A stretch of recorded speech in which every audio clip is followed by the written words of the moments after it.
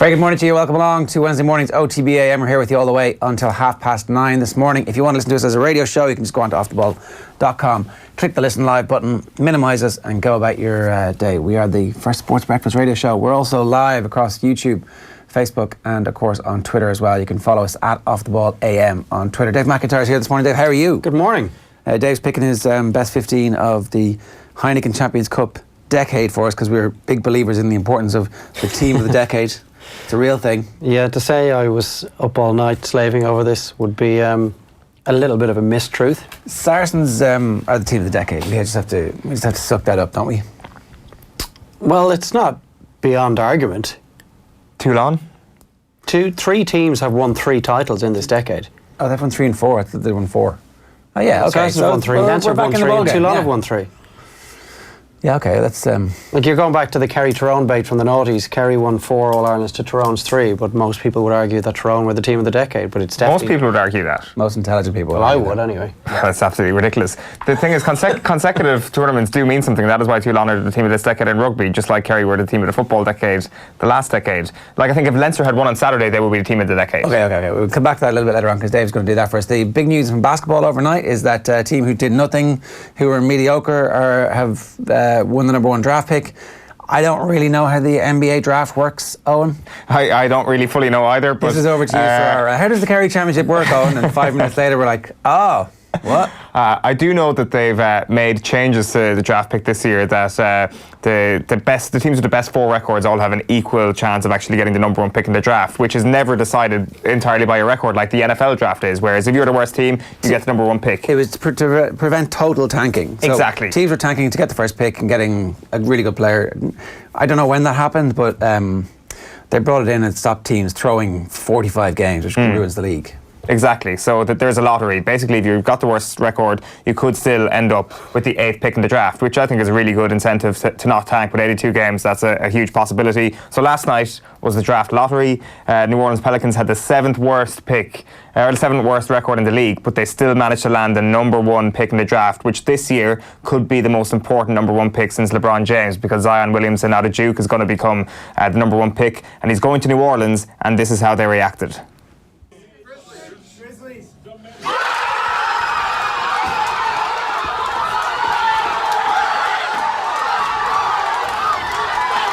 I mean, they could still screw it up by not picking them with that. They absolutely could. No pressure on them either. Exactly. It's a double win for the New Orleans Pelicans, because their best player was set to leave the franchise in Anthony Davis at the end of the season. So he might stay because he knows he's got the best young player in the entire league playing with him. So it's a huge win for them. And it is kind of weird that it is just based on a lottery. How long do you get for your rookie contract? Do you know? I don't know. Okay. I don't know if there's a standardised contract or not. Yeah. But you'd imagine they'll get 2 or 3 seasons out of him at the very least. And if they manage to put a couple of parts together, they have David Griffin as their general manager, who was the Cavs general manager when they last won the championship. Oh, right, we met him at the website a couple of years ago. Oh, did you? Oh, right, yeah, he's really, a really nice guy. All right, well, there you go. So he's also good at what he does. So he might be able to He got burned out of the Cavs by the owner. Exactly. Cavs fans are not happy that they lost him. Yeah, and then did nothing for a year or 2 and travelled the world and had the crack, and I didn't realise he was back at the Pelicans. Yeah, exactly. So he's good at what he does. So it's reason to be hopeful if you're a Pelicans fan. Will he still answer my emails now? Ask him. Unlikely. Will you get in a request for Zion there when he signs? Yeah. Oh, well, both of you at the same time would be better. He might put the Pelicans on the map as well. I like to think I know my US sports franchises. I've never even heard of the New Orleans Pelicans. No, me neither. Except for the fact that they have a shared ownership with the Saints, and you keep hearing how much of a basket case it was, because there was shared. The GM would have responsibility for 2 things. You're like, do you not think the $1 billion American football franchise that has the amazing quarterback who you should be trying to win a championship with will be more important? But so that was that story. The other thing that happened last night was Aston Villa are through to the championship playoff final in Wembley after a penalty shootout. I wonder why you look so bleary-eyed this morning, up all night celebrating. Came straight from the I always pub. look this bleary-eyed, Dave. So what was your emotion when you saw that last penalty go in? You were obviously watching it. I think that I'm not going to get emotionally involved until they're back. So you fell asleep during the penalty shootout? Just before it. I had to watch it this morning. I can't get it. Fool me once, shame on me. Fool me twice, shame on me. Butchered nearly as well as George Bush. Yeah. So, I don't know. Like, Jack Grealish is sensational. He's absolutely amazing. Like, and if Villa get up, they'll keep him. They will. He'll stay and play at least one season. In the I would think he would, yeah. Because he loves them. Like, he could have left last year and the club got taken over and it was like, okay, I'm going to get my wages paid. I'll still play for this shit heap. And they were a shit heap for a large portion of the season. Like, were they 11th or 12th at one stage? Like, just after Christmas before they went on their 11-game winning streak. So, you'd be pretty excited about that team if they're playing in the Premier League. As a fan. Well, what is Jack Grealish's level at the moment? Is he playing like a top half Premier League footballer? Like, to be honest with you, I'm only kind of seeing clips here and there. I remember Keith Andrews said, who watches Championship more than anybody else, and he said outside the top two teams he could play for anybody in the Premier League. That's incredible. That's such a kind of a high bar for him at this point. I think you're right. I think they will get one season out of him in the Premier League should they go up. The thing is, there's only that playoff final to negotiate. I know, and weird stuff happens in the playoffs. Like, it was like they kicked the crap out of him. I don't know if you watched or if you saw the game, but West Brom kicked the crap out of Villa. Yeah, kicked the crap out of Grealish. He's well able to take it again and again, and it was down. It looked like at one stage he had a dead leg, and he just kind of gets up and gets on the ball straight away. And he's bulked up. He looks so much stronger now than he did a couple of years ago. His passing is far crisper than it used to be. He gets in positions to affect the game with real regularity. I know he's playing centre midfield, so a lot of the game does go through him. But any time I've seen him this season, I've been really impressed. His ability to deal with what happened in the derby was just incredible. Yeah, exactly. So unbelievably mature compared to how he was 18 months ago. Here's a prediction for you. Ireland will come to rue losing Jack Grealish way more than they come to rue losing Declan Rice. That's how good I think he's going to be. Well, like we've also seen Declan Rice play at a level that kind of foreshadows a prolonged career in that position for a top 6 team in the Premier League this season. He's shown those glimpses. We were talking legitimately about Manchester City being interested potentially in Declan Rice when Fernandinho was injured. Grealish already played in the Premier League as well and played really well. I know he has. I'm not saying Grealish is a bad player. I just think the disparity between them isn't as big as you just said there. I think we'd both regret losing both of them massively. Yeah. I don't think we're going to rue losing Grealish way more than Declan Rice. I think my point is he's going to be a better player than Declan Rice in the long run. So do you see him having a long career with England? Jack Grealish? Yeah. Oh yeah. Really? Stick him in that England team? Yeah. Here. I think we're starting to get way ahead of ourselves here. Like, he played well in a Championship playoff semi-final last night.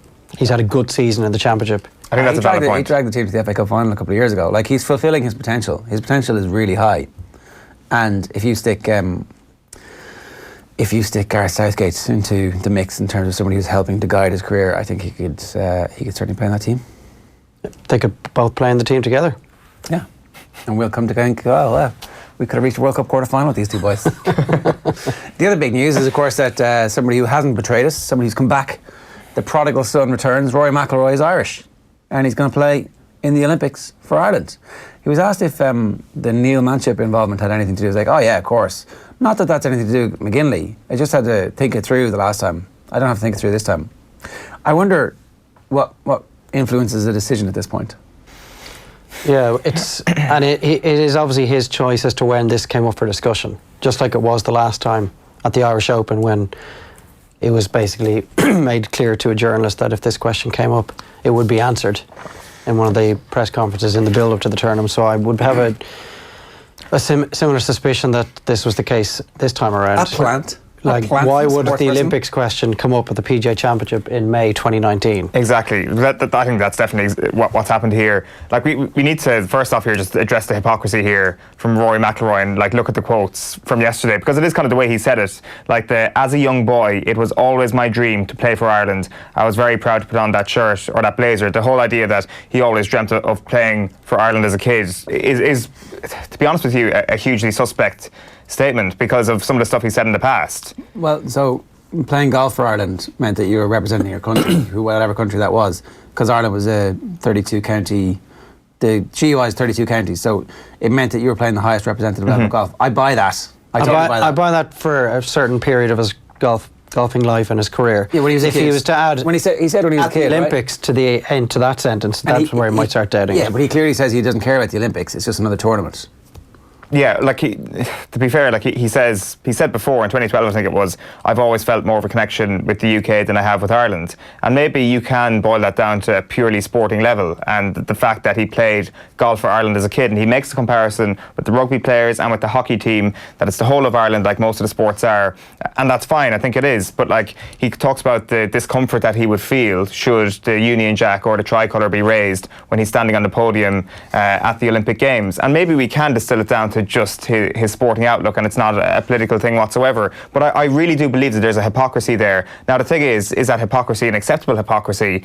And I actually think it is. I actually think it's totally possible for Rory McIlroy to have grown up his entire life to the point of 30 years of age and still be torn between these two things. Like he was a young Catholic in Northern Ireland playing golf. I can't imagine he played a lot of golf with too many Catholics when he was a kid in Northern Ireland. His granduncle was murdered in the Troubles. Like he's come through a very complex time in his life where really he has sympathies to both sides of the story in Northern Ireland, and I think it's acceptable even at this point in his life to still have that debate waging in his head. Yeah, so why is that hypocrisy as opposed to just it's the reality of it. Of your mind he's from a middle class background in the north of Ireland, that he has grown up essentially all of his life without the Troubles. I mean, the ceasefire was in it in 1994, so McIlroy, that's 25 years ago, so he was 5 years of age when the Troubles came to an end. And like an awful lot of people of his socio-economic group and age, he considered himself to be from Northern Ireland. Like, there is an identity in being Northern Irish.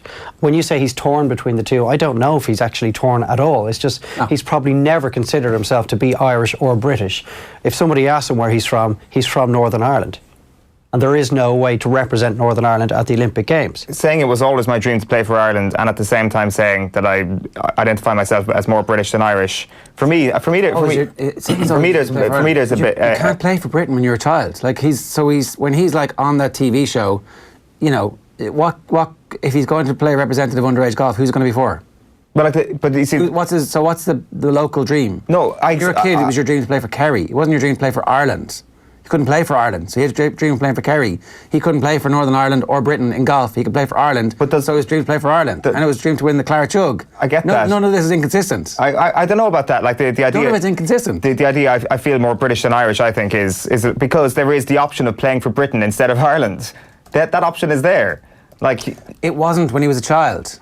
But like, why would he say that as an adult? I feel more British than Irish in the context of the sport, in the context of what his nationality may be. Like, I'm not saying that it's completely wrong to say this. I'm saying that there is a past here that shows that his hypocrisy is, to a certain extent, acceptable. Like, if I was in his position, I'd be kind of torn between the two things. This sort of debate would be going on in my head as well. Like I do think I understand what you're separating here. You're separating the fact that you wear the green jersey because as an Northern Irishman you play for Ireland. It's like being a boxer for Ireland. It's like being a hockey player for Ireland or a rugby player for Ireland. But I do think the whole line that I feel more British than Irish has to come into play here. Somebody probably agrees with you on his laughing concrete pump.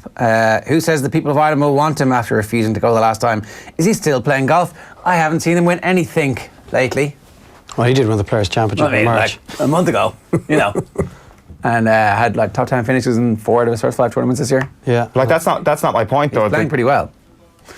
Patrick Delahunt, hey Paddy, how's it going? Come on, the Villa, not a great spectacle last night, but couldn't give a monkeys, hopefully on the way up. Jed Steer, 4th choice keeper at the start of the season. 2 great saves. They were great saves, weren't they? They were, yeah. First one, or second one in particular, was a really good stop. First penalty wasn't great.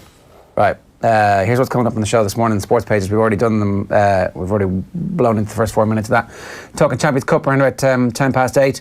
Team of the decade. Champions Cup Team of the Decade, Heineken Champions Cup Team of the Decade with Dave McIntyre. He's given us a bit of a controversial selection from Dave McIntyre. Some of our colleagues here are shifting uneasily on their seat at the moment going, am I not going to be in Dave McIntyre's seat? I'm looking at you, Ronan Driscoll. John Duggan's going to join us at 8:30 to talk about Gigginstown and about Rory McIlroy. You can tweet us using the hashtag OTB AM. The second half of the show this morning, GAA Power Rankings. Owen has had to shift things around a little bit after the opening week of evidence has emerged, and there was like some early season hope and a bit of early season tanking as well going on. And then Diarmuid Lyng in studio from about 9:15 talking to us about the Rewilding. Yes, his retreat that's going on. We're going to have all the details of that later on. It sounds amazing, actually. It sounds really interesting, and he talks about hurling as well. He talks about how the Ash dieback crisis in Irish ecology at the moment is something that perhaps the GAA could look into and perhaps take charge of a little bit, or influence, exactly, because the ash tree has obviously played an important part in the game of hurling. Let's bring you to the newspapers this morning. Gordon Darcy says Munster will have to replicate the Sarries Wolfpack if they want to ruin Leinster's season. O'Mahony focused on taking final step to silverware. O'Gara rules out working as Van Graan's assistant coach. That was speaking on Off the Ball last night. Ronan O'Gara will play a bit of that later on. McIlroy sticks by Ireland as he eyes Olympic debut in Tokyo. The world number 4 commits to representing Ireland in Tokyo 2020. He did commit, didn't he? It was like a more likely than not. That's like a, Well, if he was to roll back from this, it would be very unusual for him to bring this up and then decide not to play. I'm not quite sure he went to the brink of a committal yesterday and then pulled back and did leave it as more likely than not. But if this has been asked of a journalist to bring it up, and then he decides he's not going to be there, it would be very peculiar. Be mad, wouldn't it? He said, I'm very excited to play the Olympics. Yeah. A couple of years ago, he said, I'll only watch the stuff that matters, when he said that he wouldn't be watching the Olympics. See, I admired him the last time, because initially it was put out there that the Zika virus was something that was an issue for him, and he was obviously engaged at the time and wanted to become a father someday, and look, that's something that all would-be parents would consider, given what we knew of the Zika virus at the time. But then subsequently came out comments like that where, I only watch the things that matter. And I admired him for saying, I'm not going to play in the Olympics because I couldn't be bothered. Yeah, and then I actually did get that. Then he did watch it and was like, ooh, and Justin Rose won it, and he was texting Justin Rose going, oh, that looks pretty good. And so he's changed his mind. Yeah, and that's also allowed too. Japan, a massive consumer economy with about 80 million people, 40 million of whom play golf. There was one proper... Neither of those figures were plucked out of his... There was one proper golf course in Brazil, which was the one that the Olympics was on, and it's not really, hasn't survived. So, are you going to turn down the opportunity to go and sell a lot of Nike golf shoes to Japanese consumers? I don't know, Ger, you tell me. No, you're not, is the answer. If it's a rhetorical question, don't wait for my answer. And then, I haven't read Dara's column yet, but it promises good stuff. The life of Amir Ferna is a simple one until he inserts himself into the action. You read it? Yeah, nail in the head. The Greg Kennedy thing is the funniest moment of the year. He will laugh again if more moments like this happen throughout the course of the summer. Some good stories in Dara's column. It's definitely worth a read. The back page of the Irish Independent is, I will try my heart out to win Olympic gold for Ireland. That's Rory McIlroy. And O'Gara turns down Munster role. Former out-half wants his next job to be as a head coach and return to Ireland to be on his own terms. And a clash of 2018 champions to attract 35,000. So they're expecting 35,000 to show up for Limerick's opening game of the 2019 championship against Cork. It's taking place at the LIT Gaelic Grounds. All those O'Gara headlines, of course, coming from our piece yesterday with him, which you can get on youtube.com/offtheball, or you can get the full story, of course, on offtheball.com. Irish racing stunned by O'Leary exit. It's the Times Ireland edition, leading with Johnny Ward's story. Irish racing was in shock once again yesterday as Michael O'Leary outlined plans to phase out his involvement, coming in the same month as the retirements of Ruby Walsh and Pat Smullen. This bombshell was the biggest development of them all, as the Ryanair chief executive, owner of 2 Gold Cup winners in war of attrition, and Don Cossack cited family reasons for his departure from the jumps scene. And then McIlroy opts for Ireland at Tokyo Games is the other story there. And Dennis Walsh has a column about how the early forays muddy the championship waters. The Irish Daily Mail goes with Alexis Sanchez. They say, we'll pay you £12 million not to play for us. Alexis Sanchez supposedly on his way to Inter Milan, where Manchester United will pay half of his wages. Bale then is ready to stay and fight for his Real future. Whether or not Zinedine Zidane will allow him to fight for his future is a different matter altogether. Yeah, I mean, he won't be allowed to, but he'll be picking up some money for it. So I think it's a win-win-win-win-win for Gareth Bale. City moneybags ruining league. John Aldridge exclusive. I mean, yesterday when we covered this story, we got accused by Manchester City fans of being essentially being parrots for Liverpool, as were the New York Times were parrots for Liverpool. John Aldridge is now like officially going, yeah, let's take the league off them. I mean, you can level that accusation with John Aldridge, that's no problems. FAI gear up for FIFA visit. FIFA will today demand assurances from the FAI that they can get their house in order. This is Aidan Fitzmaurice's story. And then gig is up. Shock is O'Leary to wind down his successful racing empire to be with his kids. The back page of the Irish Sun says, vendetta. City think United and Euro giants are out to get them, and fury at Etihad over damaging leaked report. The Guardian back page this morning is cricket. Bairstow keeps England ship shape in Bristol, and Crewe Academy scandal, coach guilty of attempting to groom underage girl.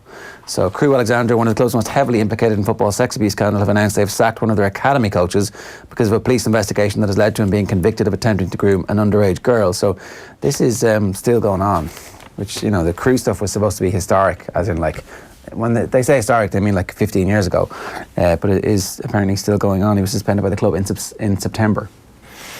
The Irish Daily Mail goes with Irish eyes shock as McIlroy does Olympic U-turn on Britain, and Rogers Red's return not on cards for now. That's the story from last night's piece on Off the Ball. Yeah, sport in Telegraph this morning, and it's Bairstow's blast. And then also Fighting Back, the Trailblazing Football Club declaring war on racism, and Elise Christie on her recovery from self-harming, finding happiness is the mental health story that the Telegraph are going on there. The back page of the Irish Daily Star says, on the green, Rory to chip in with Ireland for Olympics. But there's an interesting exclusive here at the bottom of the Star. GAA no to RTE McDonagh Cup offer. So we saw last week that John Horan was giving out about RTE picking games for the figures, but it turns out that RTE has actually offered to screen the McDonagh Cup final live, but RTE have turned that proposal down. Now, or that the GAA have offered to have actually turned that proposal down. In their defence, the only way RTE could have done it is by showing it at 12 p.m. because you've got the Munster final at 2 and the Leinster final at 4, which they also have to show. But because of the fact that there has to be an on-the-day finish, it would mean an 11:30 start. So the GAA felt that was unacceptable for a final. So you can see both sides of this story, but an interesting line there from Carl O'Kane. And then finally, the Racing Post, as you can imagine, leads with the story from yesterday. O'Leary drops Gigginstown bombshell. A huge blow for jump racing with plan to wind down operation. And then back of the Racing Post is on the prowl. Tiger continues hunt for major supremacy at brutal Bethpage. I don't have the Examiner paper hard copy with me here, but their headline is the long kiss goodbye. O'Leary signals Gigginstown exit from racing. And then they also have the two pieces on that. There's the news piece, and then there's also Ruby Walsh's column, which we'll talk about now. And still hungry, All Ireland glory hasn't sated Limerick appetite. And then Donald Lennon's piece is Leo Cullen entitled to fire back on Leinster's lost talents. I'd do the same.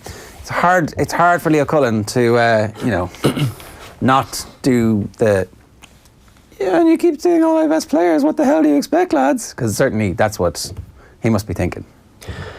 Yeah. The two people that you look at with most puzzlement is Carberry and Jordy Murphy. Both would have been in the matchday 23 yesterday. Murphy may have started. Carberry would have been a great guy to have been able to bring off the bench for the last 10 or 15 minutes if Leinster needed to find something and change things up. I'm not saying he would have come on for Sexton, but there could have been some sort of a rejig whether Carberry wore 15 or Sexton moved into play 12. But if it continues to happen, they're going to lose Jack McGrath, who's part of their matchday 23 on Sunday or on Saturday. He's gone. Sean O'Brien's gone. Well, that's a little different. I mean, that's just sort of the passage of time, and he probably wasn't been offered a central contract, and that's a decision he's made himself. It's not a disaster for Leinster that a 32 or 33-year-old Sean O'Brien's leaving. But if the drip continues, it is going to become an issue for them. It already is an issue. Like, they are grooming these brilliantly talented young guys and then seeing them move against their will. There's no doubt that Leo Cullen is annoyed by the way this has gone. Yeah. Moving against their will is in the players' will? No, against the will of Leinster. Right. But look, you have to look at the big picture, and that's what David Nucifora is doing, and that's what Joe Schmidt's doing, and Philip Brown is doing. So there's two sides to that argument as well. Is the Irish team what drives Irish rugby and generates the funding and the financial resources to be able to develop academy systems? And what if we only... Well, they don't generate academy systems. The schools pay for all the academies, really. An awful lot of the money that's generated by the international side gets ploughed back into the provinces, which in turn is the next step for these academy graduates. I mean, I wonder about that, right? Like, I wonder, is most of the money that goes to from the international stuff not paying the international teams? So this obviously pays their wages, yes. Yeah, and then... but there's more to it than that. It also funds sevens rugby, women's rugby, 20s rugby. Which they've slashed the budgets on women's rugby.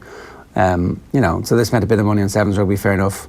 Like, I just wonder if we've got by making the Ireland team the be-all and end-all, you put all your eggs in that basket, and if we go out at the quarterfinals, does that mean the last 4 years has all been wrong? Well, not really. By making the Ireland team the be-all and end-all, you're also subscribing to the theory that you have to have your best players playing at home. And if guys aren't getting to play rugby, eventually the players themselves will look to move on. And I'd rather they move down to Munster or up to Ulster or went out West Connacht, then go to the Premiership to the top 14. Now, you could also say that, yes, they may all be contracted to the Irish provinces. Whether people actually get to go and see these guys week in, week out is a different argument, because so few of the appearances that are made by Ireland's top players come on the Pro 14. So I'm arguing against all my points while at the same time proposing them. It's a really complex situation. Yeah, it is complicated. It is complicated because we're seeing increasingly the clubs are becoming the power brokers in English and French rugby, and we either decide that we're building club teams that can compete with those teams, or we're saying that no, we're obviously you're trying to have clubs that can compete with those teams, and we're doing okay, a semi-finalist and a finalist in the European Cup would suggest that that's okay. But equally, what we're really saying is the international team is the be-all and end-all of Irish rugby. Like that's the thing that we're concerned about most, and over a period of time, it's going to get harder and harder for Leinster and Munster to compete if we're like, okay, we need 4 scrum halves, and so every province has to have one, as opposed to one of our teams is going to be in a European Cup final and the scrum half might get injured or the out half might get injured, and you don't have a replacement who is international level because we've sent that international level replacement off to one of the other provinces to make sure they get game time. And you're like, okay, well that's so you better win your quarterfinals, because if you don't, what's the point? The previous system delivered exactly the same results. It did. It wasn't delivering Six Nations Championships, though, with the same regularity as we've enjoyed over the last 10 years. It wasn't delivering Grand Slams.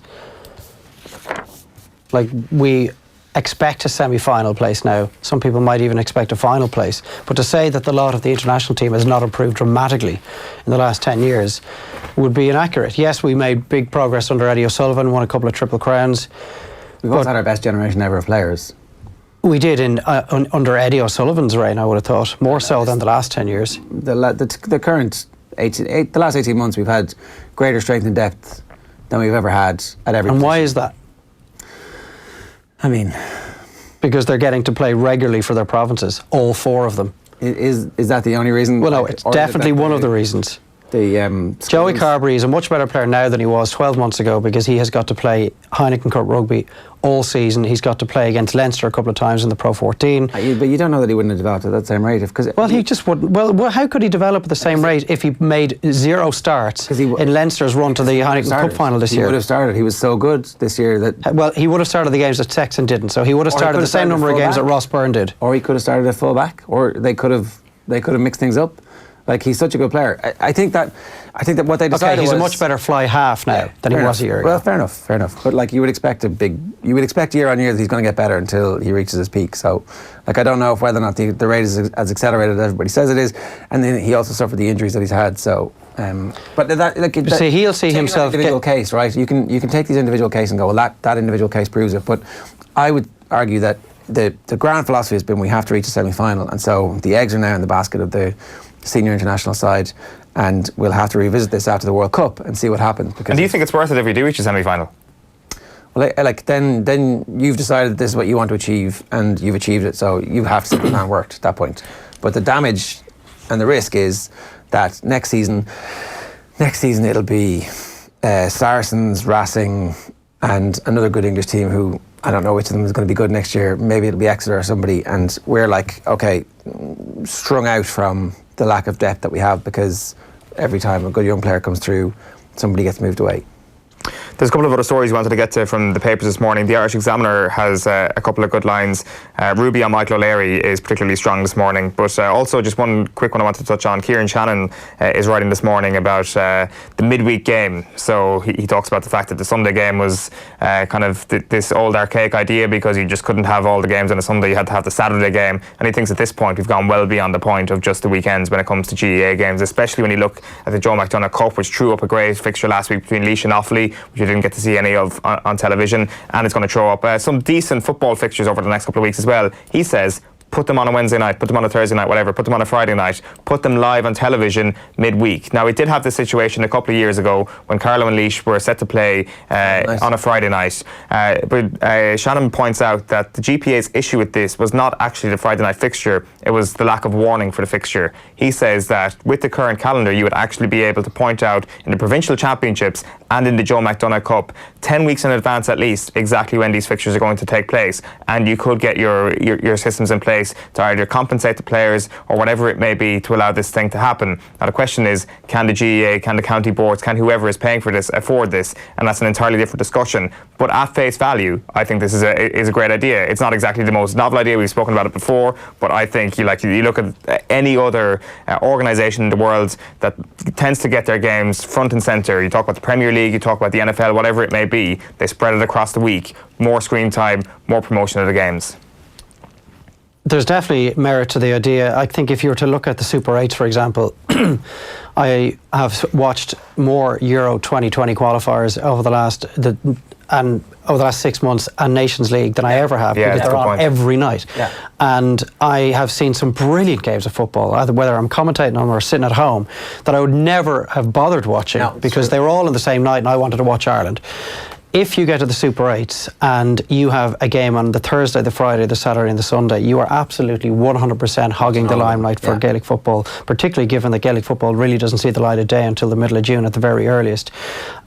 You could also build it into your rights packages, so there would be more games being showed, so the likes of RT, Sky, or if it was Virgin Media, Air, TG Car coming in, they would have to pay more, which could go into the compensation of the players, because the biggest issue is the amateurism of it all. Asking players to go to play a game. Just on the number of games, right? Just on the number of games. The number of games is limited by the GAA. They wanted fewer games. Like, if you look back at the commentary from Pádraig Duffy a couple of years back, he was saying that there were too many games on TV and that they needed to pull that back to try and get more people to go to matches. That it's not their job to... There was another comment, I think, from Fergal McGill along the way, which the bones of it was, it's not our job to provide entertainment for people sitting on their couch. It's our job to promote our games, and we want people going to the matches, and we want, that's the vibrancy we want.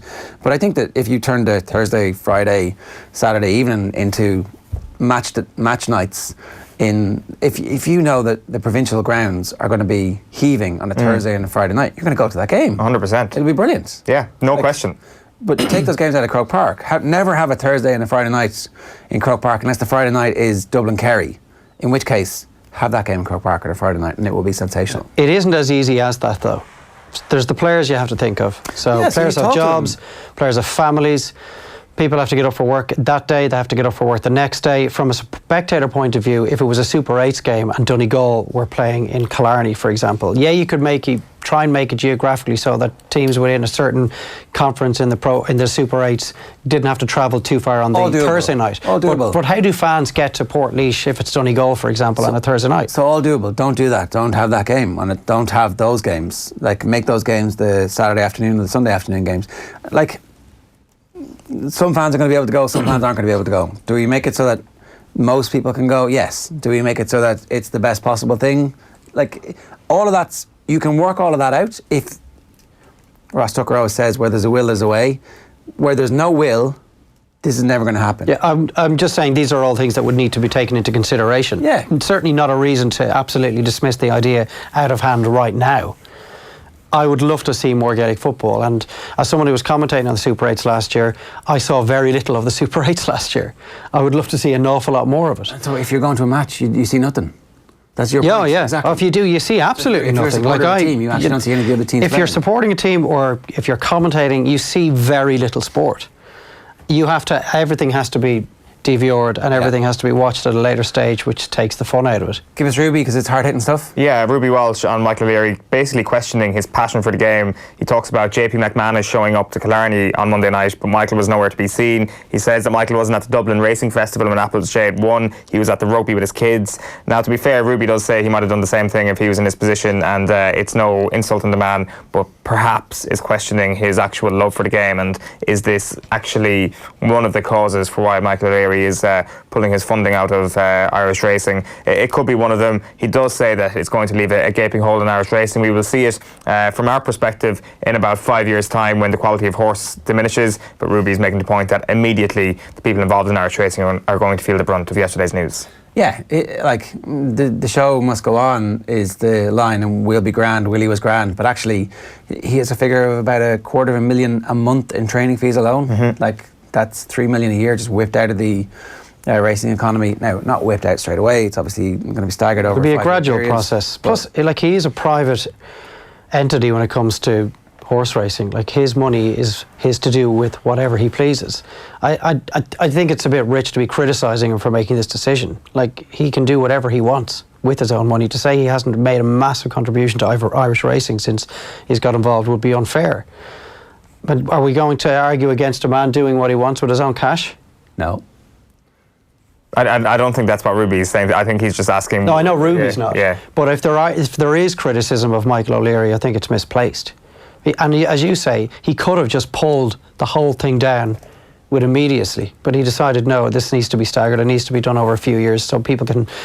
And I think the smaller trainers in the country who've been swallowed up by Willie Mullins and Gordon Elliott in particular over the last 5 years, maybe there's an opportunity in a window for some of the smaller trainers to get some of the limelight back over the next decade. Sorry, there was two other quick headlines which we didn't get to, which we should get to. Irish news quickly, and then the La Decision. So go write your own history. Paddy Tally tells Down players that tradition counts for little ahead of Armagh clash. And that's a picture of Michael Conlon announcing his homecoming fight over that big fight in Belfast in August. And this one, no one saw this coming. Antoine Griezmann ha comunicado al club que no seguirá.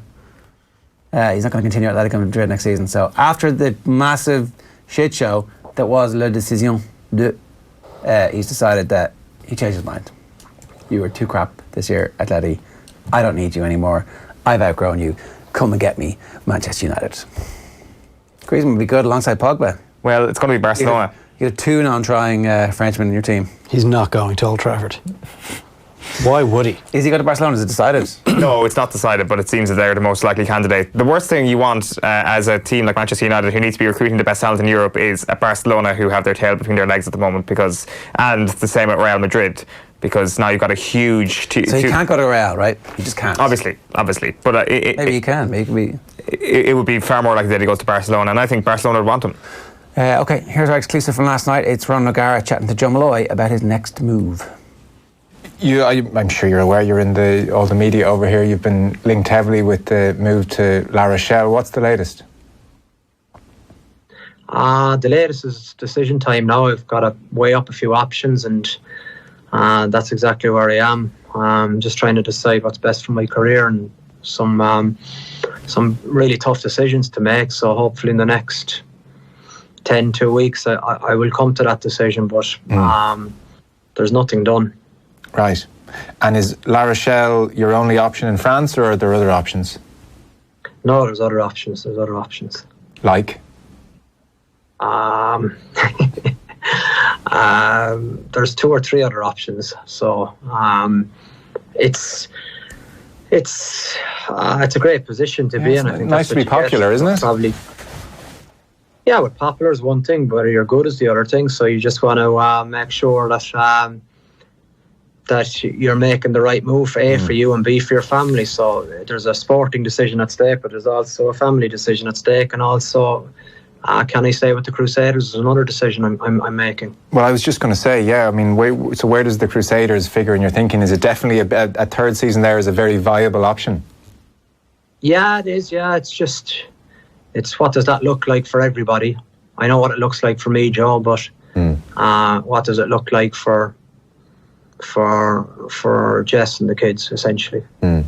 Yeah, because France is where they've been based for a huge amount of time, and there's options at home as well. So, home is Ireland for those of you that don't know. So it's a big decision, and it's a decision that's taken time. So that suggests Munster have been in touch then as well and said there's a place for you here. Well, I've been talking to Munster ever since I was a player, in fairness to them. Gareth I've known him all my rugby career, 25 years. So I have spoken to Munster, but there is no serious conversation in terms of the coaching position, because I don't really want it to go that route at the minute. He said he wanted to come back to Munster on his own terms, if that was ever going to happen later on. He said there was options back at home, but if Munster's not an option, then are there other options? I mean, there clearly is.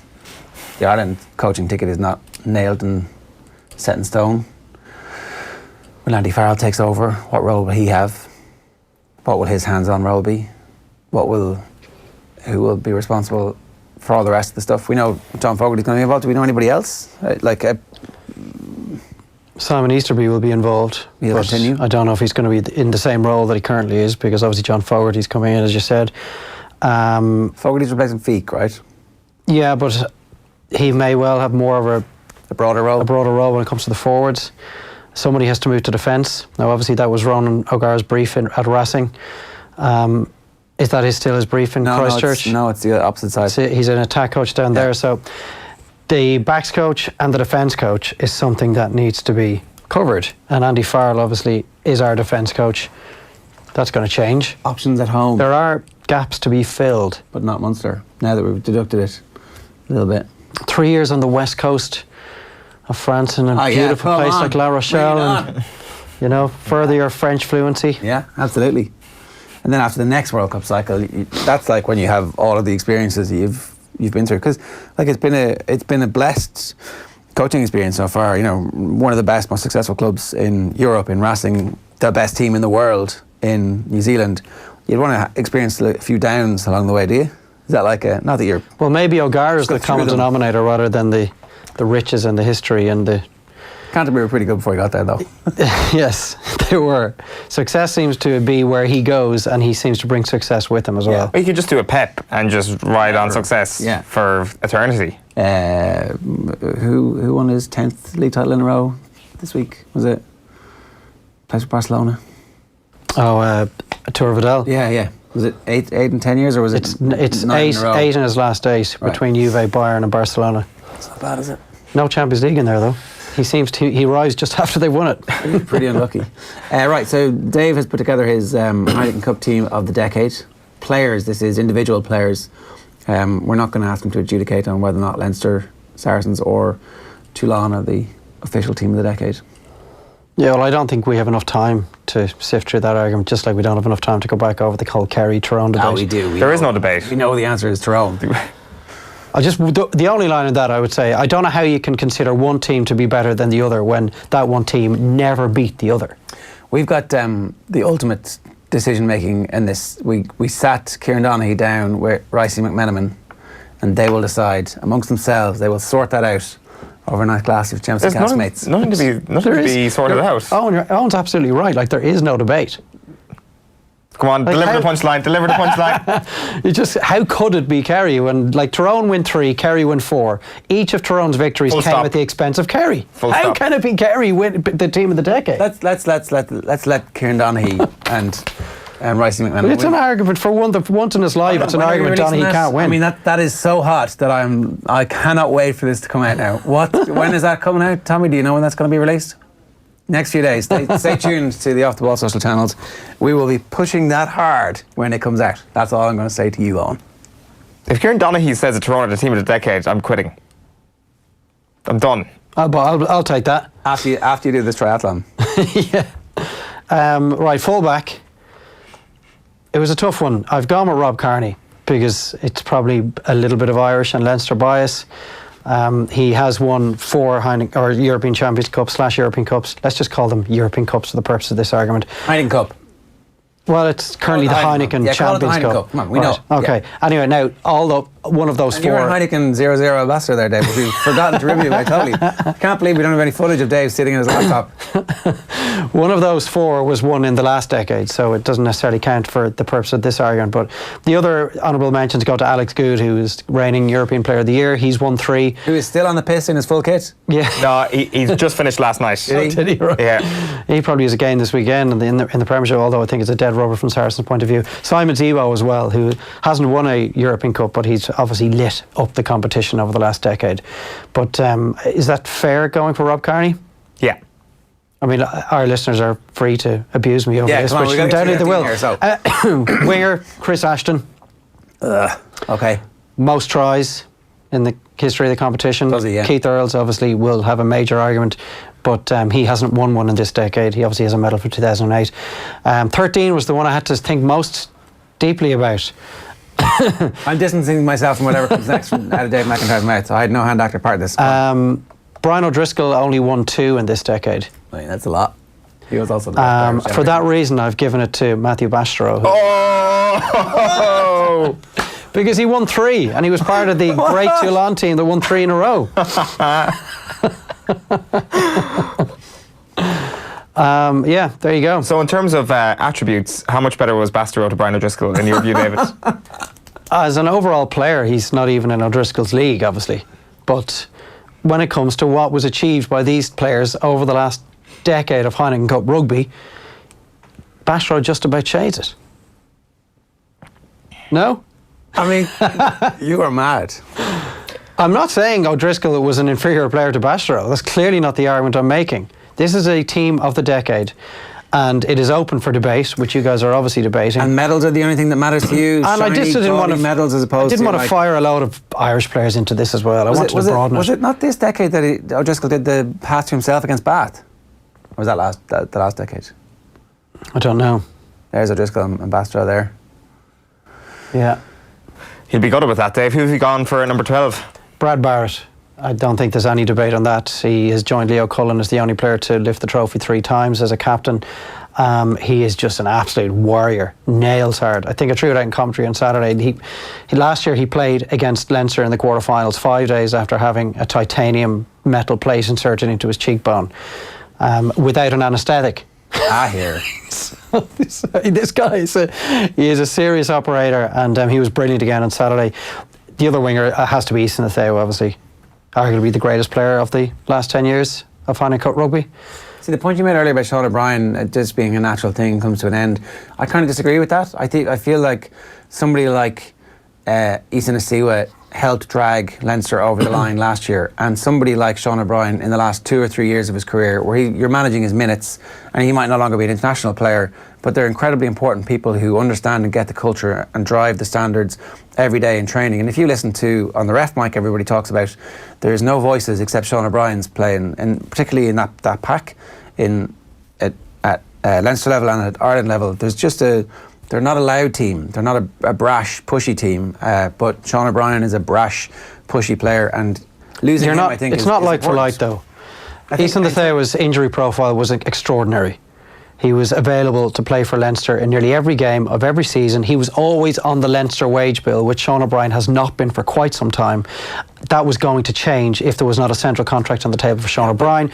The age profile is different. Irish rugby and Leinster can afford to pay Sean O'Brien. There was money available. Maybe not enough money for Sean O'Brien, though. He said he would. Sean O'Brien said would take a quarter of the wages to stay at Leinster. Yeah, I presume that was a bit of an exaggeration, and he, it sounded like I would have taken a quarter of what they offered. I'm a bit unhappy about that. I'm not going to say too much about it now, but I think that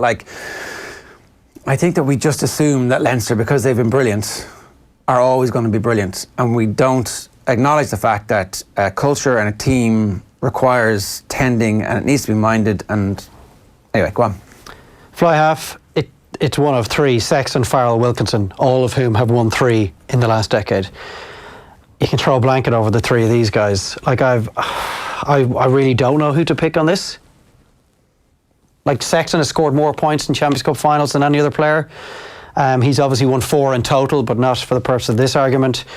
Wilkinson had this unbelievable Indian summer in his career with that hat-trick of titles for Toulon. And Farrell is just a phenomenal 10. I'm not sure if I think I might actually sit in the fence when it comes to the fly half. You got to pick one. It's your team. I think, given that I've binned O'Driscoll from the team unceremoniously, I'm going to throw another Irish / Leinster guy in and put Johnny Sexton in. All right. So Just try and soften the blow. You're picking Sexton over O'Driscoll. I see what you did there, Dave. That pales in comparison in significance to picking Bastareaud over O'Driscoll. Scrum half, Ruan Pienaar, I've gone with. Just loved watching him. Every year he played for Ulster, I just thought he put in a 9/10 out of 10 performance for them. He should never have been allowed to leave, although John Cooney's obviously somehow magically stepped into his boots in a massive way this season. Conor Murray's been a brilliant scrum half over the last 10 years for Munster as well in the competition. But a scrum half is not a position where you could line up the guys who've won 2, 3, 4 medals. So it was a bit easier when it came to that, but I think I'd go with Pienaar. Okay. He's just a supreme talent. Into the pack, start at the front rows, Cian Healy. Loose head, nailed down. He's won 3 in the last 10 years. He's won 4 in total, and he started all those finals, including last Saturday as well. Jamie George, I've given him the nod at hooker. 3 titles, although he didn't start all of those. He started 2 of those finals. Sorry? Who else are you thinking there? Benjamin Kayser got an honourable mention, only because I was a little bit emotional watching him on Friday night when he finally won a European medal with Claremont after so many years of trying with both Leicester and Claremont. He played 92 times in the Heineken Cup in his career. So I was also amazed by how fluent he was speaking in his English accent after the game. I know he spent several years at Leicester Tigers, but my God, he's got better English than we have.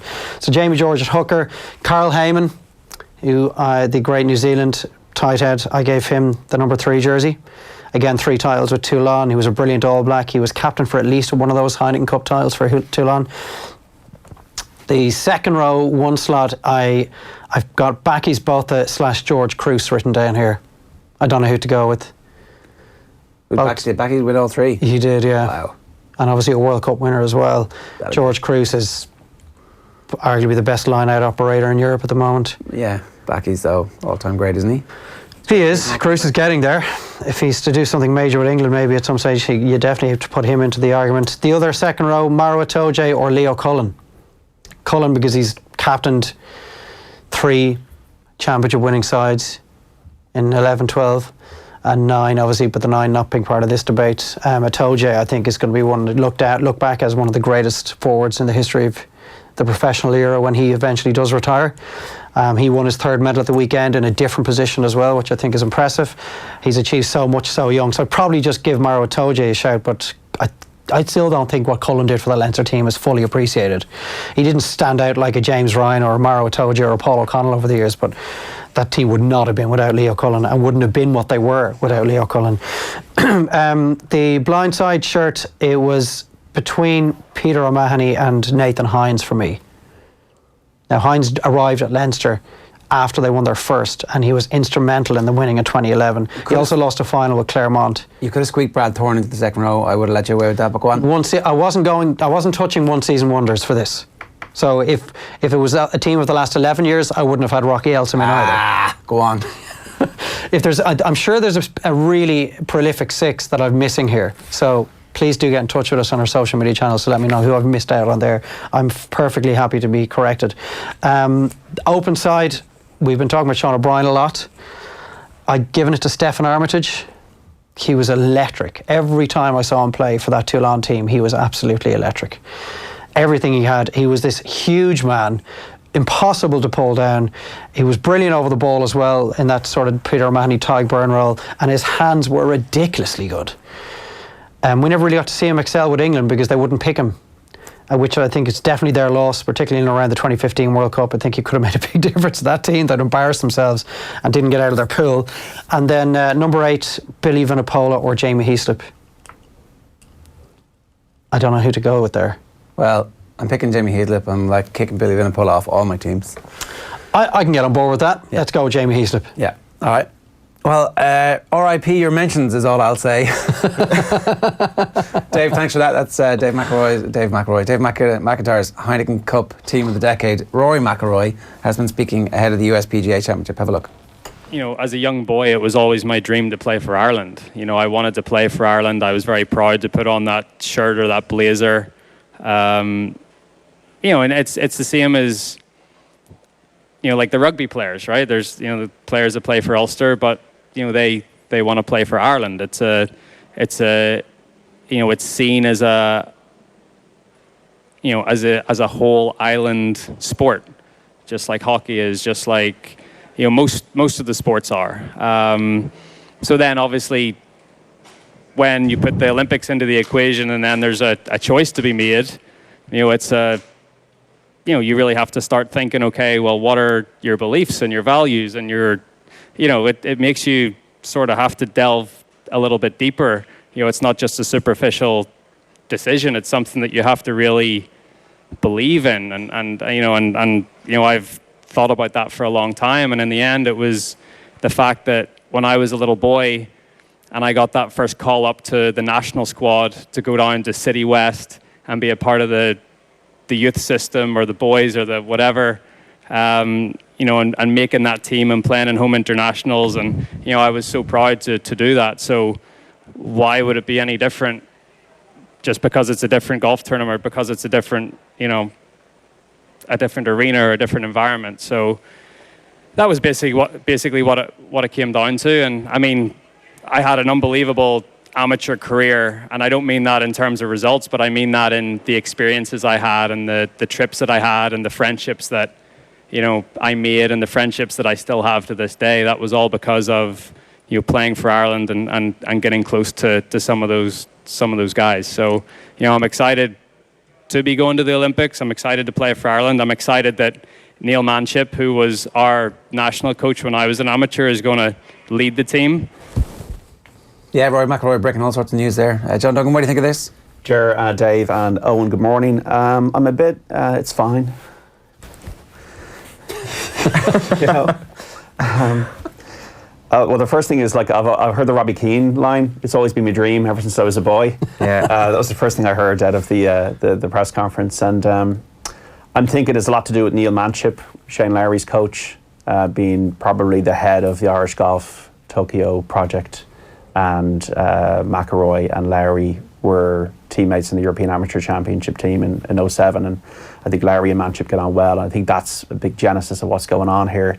Rory McIlroy, he's not had a straightforward life, really, has he? Growing up in the area of the world that he did, being vaulted through a cannonball to stardom. At a young age, and I always have got the sense, even from reading interviews like Paul Kimmage, that he's not the biggest fan, I don't think, of the public eye, and I don't think he likes being put under pressure to make decisions around things, and that's where you then get the meandering lake of quotes that we've had in the past, more British than Irish. It's all about Zika, and then saying, well, I was jumping on the bandwagon there. I resent the Olympics. I don't feel comfortable standing for an anthem in front of an Irish or British flag, to being now part of Team Ireland for Tokyo. I think his probably mindset is all around his reminiscence of his amateur days, playing golf for Ireland, and decoupling that from any identity issues. And I think that is also reflected in the tears that he showed when he won at the K Club, won the Irish Open, a tournament that he helped save, but also then deciding, you know what, I'm not going to play at Lynch because I'm Rory McIlroy and I don't want to do that. I wonder if the political situation has actually fed into this a little bit. I think that a lot of people have had their mind changed by Brexit, by the treatment of Northern Ireland, by the UK establishment, by the Tories in particular, and by the DUP. I think that you can't watch Arlene Foster and what's gone on with Theresa May and not be a little bit kind of, I'm not really on that team. Those guys don't represent me. And I think that particularly a lot of people in Northern Ireland who previously were happy enough with the way things were tootling along have decided that actually, you know what, maybe it is time for us to take a step back from that and re-engage with a broader definition of Irishness as opposed to Northern Irishness. I think that there's a lot of stuff going on here, and do you think that forms, I totally get the point you're making, and there's an awful lot of people sort of from the middle section of the Northern Irish societal divide that would be feeling exactly as you've described it. Do you think that's what is going on in McIlroy's head at the moment? I think that it's at least there's some part of it. I think that the fact that it's in Japan, I think that it's do you think he's tuned into that? But if living in America, that he's tuned into it that much? I think his mum and dad are, and his mum and dad don't live in America. And I think his buddies are. I think Harry Diamond, I don't think Harry Diamond lives in Florida, does he? I could be wrong about that, but certainly all his family live in Northern Ireland, and you can't not be somehow looking at Brexit and going, even from a business perspective, right? So I think, as far as I know, all of Rory's businesses are Dublin based, and they would be for corporate tax reasons. But I've no doubt that he's getting paid in sterling from some of his various contracts. And you're like, well, how is Brexit going to affect me? And then you start reading a little bit about it, and you're on a plane for 7 hours going somewhere, and you're reading The Economist, and it's like, what? What's going on? Certainly. A lot of people from the north who I know have become far more entrenched in their views that a united Ireland is now something that we actively are trying to pursue, as opposed to sure, look, that'll be something for future generations to worry about. I'm not saying it's the overall overarching thing. I'd say the opportunity to go to Japan and be a star in Japan when the world's golf media. Well, also I think watching Justin Rose win in Rio, and Justin Rose was so proud of it, and Woods wants to play in Rio, and maybe there is now, it was the first time since 2004. It was kind of viewed as, I think the thing about Olympics has always been, it should be the pinnacle of your sport, winning a gold medal at the Olympics, right? So that would be the case in track and field, not the case in tennis, not the case in golf, definitely not, where it's the Wanamaker Trophy this week, or football. But actually, it was a very good tournament, the Olympic tournament that Justin Rose won, and maybe there was a bit of recalibration after that. I think Tokyo is an exciting place, and also there's a global branding probably part of this with McIlroy, not the dominant figure that he maybe was 4 or 5 years ago, because he hasn't won a major in 5 years. That also might be part of the calculations. So a lot of play, and he probably has picked various things of what we're all speaking about and used them for his mindset. You know, who's going to win this week? I'm going to tell you tomorrow. All right, we've got John Duggan tips. We got a virtual, like Jamiroquai had this song called Virtual Insanity in the 1990s. We're going to give you virtual, maybe tomorrow, if I've had a few beers. That was last week in Holland. Did we get the story of the missed train or the falling asleep on the train? Did that come out? Well, it came out on Instagram. Is that an Instagram exclusive, is it? No, it wasn't. Well, as you know, on the Thursday morning, I was very bright and breezy, and I'd been to bed before the pumpkin came at midnight, and I was just so drained and in disbelief of what had happened. But obviously, the next day, if your flight's not until 9 o'clock from Schiphol Airport in Amsterdam, you're going to possibly enjoy, in a traditional Irish way, by the way, the sights and the sounds of Amsterdam. So I enjoyed. I had a few drinks, and I fell asleep in the train. And I woke up in Rotterdam. Is that far from Schiphol, is it? Think about a Thai. It's the same distance as Dublin to a Thai. Okay, so right. You're passing through Connolly and you wake up in a Thai, where Ger's from. So I got back in the next train, explained to the lady that, I fell asleep and can you give me forgiveness around the ticket. My flight was delayed back to Dublin by an hour. Oh, nice. But the only problem was that my phone had died and my boarding pass is on my phone. Oh, shit. So I had to go to a KLM desk to charge up my phone, and the lady was very pleasant. Charge up my phone to get it to 4%, to get through the gate, to get to the other gate, to get on the plane to Dublin. And I got home about 1 a.m. So you have to add legendary tints to these stories. You have a story to tell now. A story to tell, apart from Lucas Moura scoring one of the most important goals in Tottenham Hotspur's history. Oh, 3 of them. Okay. So, tips coming tomorrow. Tips tomorrow. Virtual Insanity. What I mean that is, we'll probably spend a virtual €50 that actually doesn't exist, but to give you a guide to how to invest your €5 or €1 in the PGA. It's Brooks Koepka, isn't it? It's not. I'm so disappointed that Brandel Chambly, who's golf's biggest outsider. I don't know. Dark horse. I would say instigator of trouble. Has kind of, dissed Brooks Koepka, and Brooks Koepka went on Twitter and called him a clown with a clown's nose, and now he's got Brooks angry. So I'm not the biggest fan of Brooks Koepka golf because it's just robotic, but I really admire what he's done. But he's now angry, Brooks Koepka, so I wouldn't put you off him, but I won't be tipping him tomorrow. All right. Okay. Here's Davy Russell speaking to John Duggan a couple of minutes ago on News Talk Breakfast this morning. Have a listen. I suppose it'll have an effect to some extent, because Michael was such a big player in the game. But again, all these things, we've seen it before with different owners and things, and it'll just might take a little bit more time, but it'll come back. There's an opening there now for other people to get involved in the game. So it all depends if there's other people that want to get into the game now. It may be their opportunity now to get into it. And what was your best day with them so far? Was it Tiger Roll, Davy?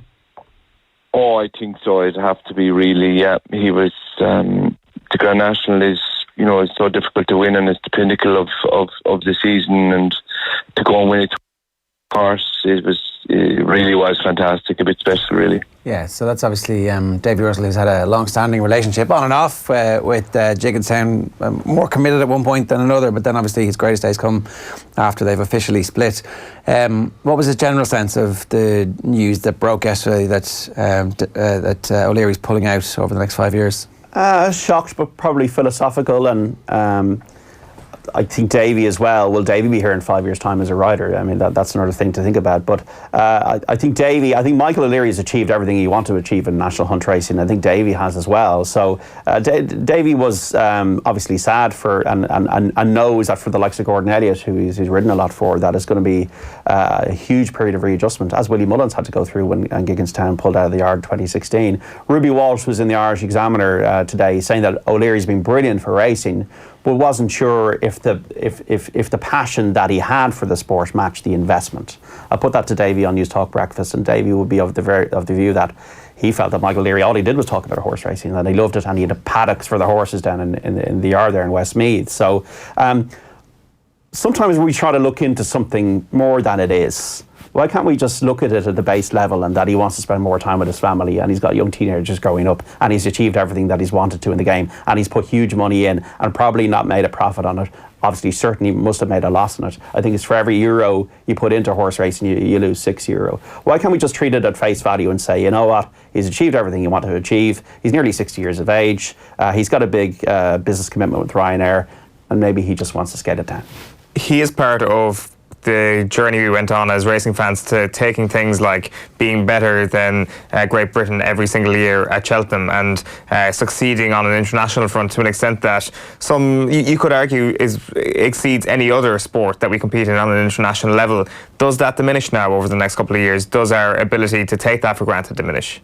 I think so, yeah. We have had 50 winners at Cheltenham over the last 3 years. In 1989, we had 0. I remember 2006, I remember being at Cheltenham that year, and it was one of the big kind of breakthrough years. We had 10 winners, I think, and O'Leary the Gold Cup winner, war of attrition. So even I think he's won the Grand National Lane 3 times in the last 4 years. Between 75 and 99, we didn't win any.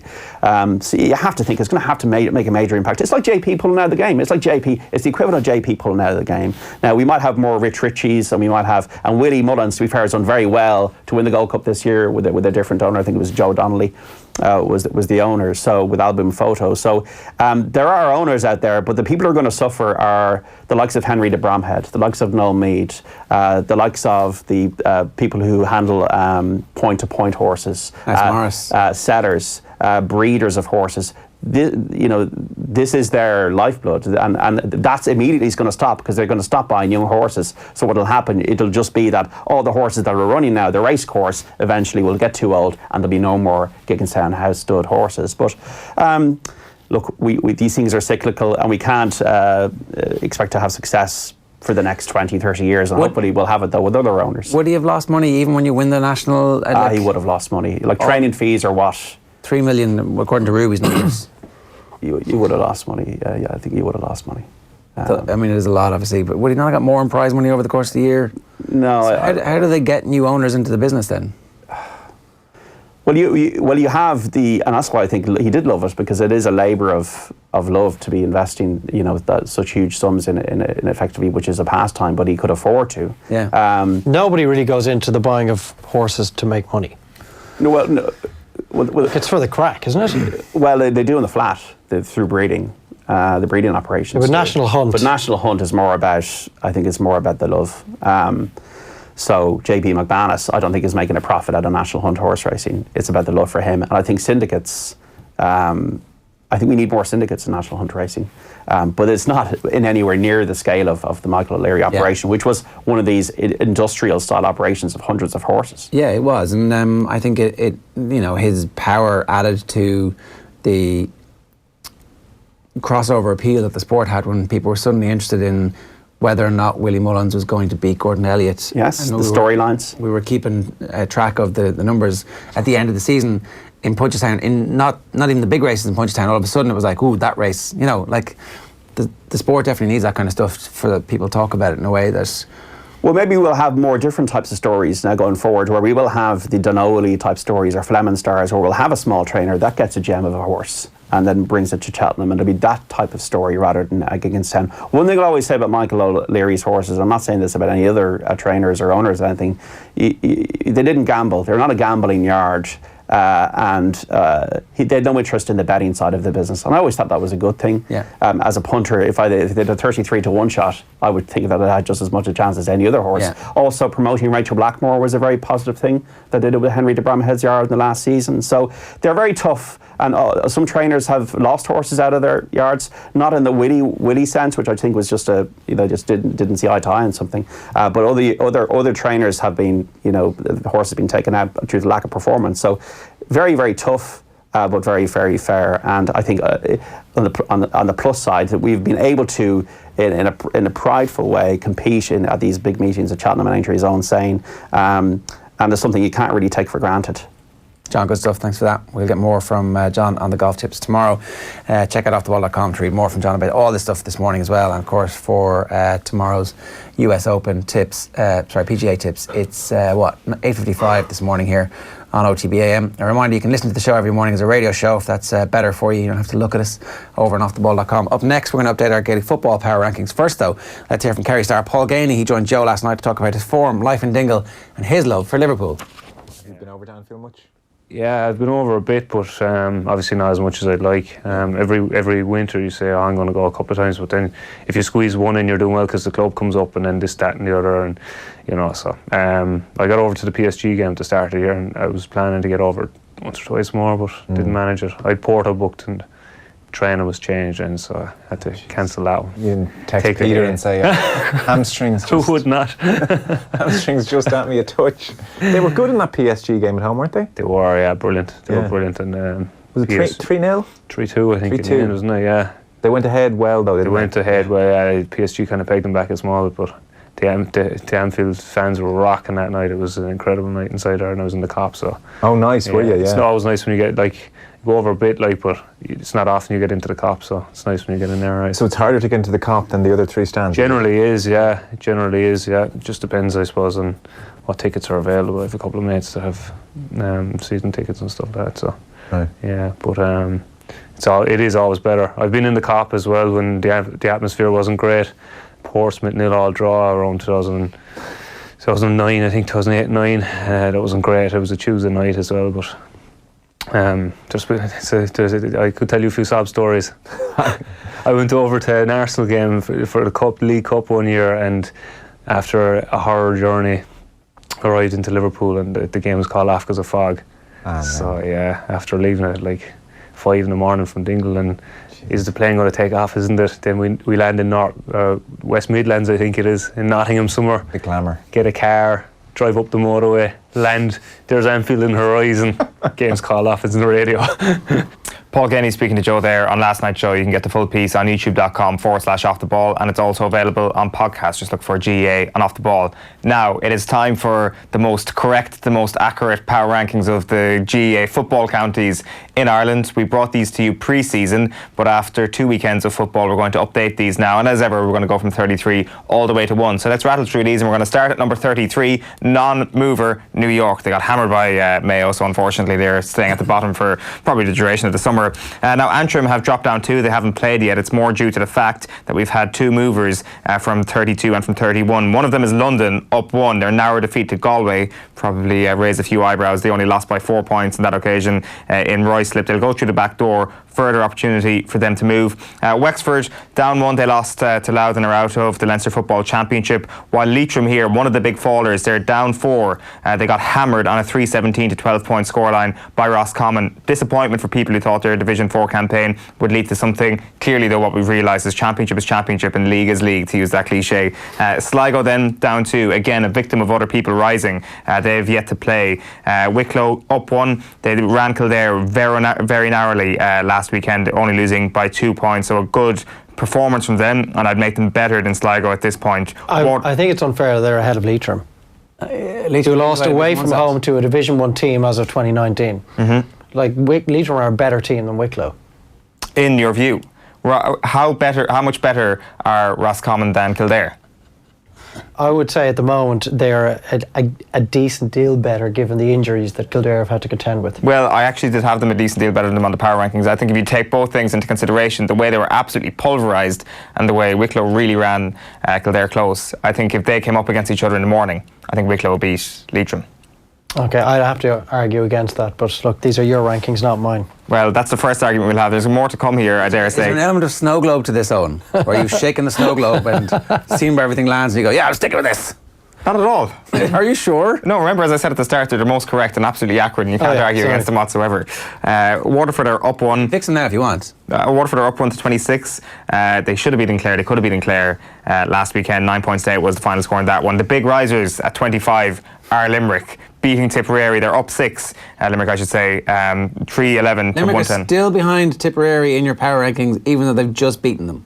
You think can I just Limerick are behind the team they've beaten in the power rankings, and the power rankings is a rate of who's better Yes. currently in the standings in the football championship. For sure, and I think. I just wanted to lay that out there. Did you think? Make sure that that's accurate. Did you think last weekend was an upset? Yeah, clearly was. Well, there you go. You've answered your own question. An upset is when a team that isn't as good as the other team beats them. So can I just say, right? Can I just say, if we get to the end of the year and Mayo beat Dublin in the All-Ireland final and Mayo are underdogs, Dublin will still be number one in your power rankings the week after. If I feel that Dublin are still the best team in the country. Great. This is ranked on the best teams in the country. Okay, fair enough. Just wanted It wasn't just that they upset them. to get that they out beat there. them. They hammered them. comfortably. Yeah. So They what? played brilliant football in the process. They certainly did. That's why they've jumped 6 points. Yeah, I just think that they should be ahead of Tip. Yeah. Tip need to fall. You get punished. It's power. And Big truth to power. So what do you think? How much? So do you think Tip have stayed in the same place? Well, no, presume let's dropped, though. Yes, see where they Tip are have the gone biggest droppers in the entire thing. They're Not behind the team that beat them. Go on. They're 2 divisions apart. They're 2 divisions apart. Who cares? League is league. As I've already said. So hang on. Are Limerick up to 25 and Tipperary 24? Yes. So all you have to do is flip the positions one spot. One spot, and this is perfect. And they're only 1 division apart as of 2020. Well, that's yes, that's true because Tip got relegated. I still think that Tipperary are a better team than Limerick. I think Limerick upset them massively last weekend, and I still think Tipperary are a better team than them. If they played that game this weekend, the Gaelic rounds, who would you have as winning? if they played that game 10 times in a row, I would say Tipperary will beat them 6, potentially 7 times out of the 10. There's a strong possibility that if they played again next week, Limerick would beat them again. And if they play the week after that, Limerick would beat them again because they've now just decided that they've progressed to the point where they're going to beat this team and they have their number. That's also what happens in these, like, teams make massive strides quickly in the championship. It's also what I love about this debate is that we are having a blazing row over who are ranked 25th and 26th in the Gaelic 24th and 25th, David, for God's sake. It's like when Game of Thrones does something stupid. You're like, oh, well, there's dragons in this show. You can't believe any of it. It's like, well, the whole point is it's supposed to be consistent. Well, the consistency here is based on years of watching these teams. This was a huge moment for Limerick. That's why they're up 6. It was a terrible day for Limerick. That's why they're down 6. It is simple as that. That's why Tipperary are down 6. A terrible day for them. But these are knee-jerk reactions, but they're not that knee-jerky, Ger.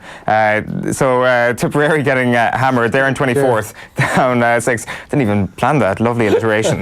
At 23, we've got Carlow down 2. Again, it's kind of due to a couple of risers, and the same with Longford down 2 as well. Carlow and Longford yet to play. Offaly are up 3. I'm giving them the benefit of the doubt here after their performance against me. They could have beaten them last weekend. They're a better side than I thought initially. They're up to 21. Derry as well. Good performance against Tyrone. They probably scored that goal a little bit too early, as Joe Bradley said in the Sunday game on Sunday. They lost by 6 points. They're up 3. They're up 3. They're up to 20. And Louth are also up 3. So I've taken the 3 of them, and they've all moved up 3 places. Louth beating up 3, courtesy of beating Wexford. Yeah, they won. They won, Dave. Winning is key. Winning is key. Oh, they're favourites, though, right? It's a bit generous. Well, they were strong favourites for that game, so it wasn't an upset.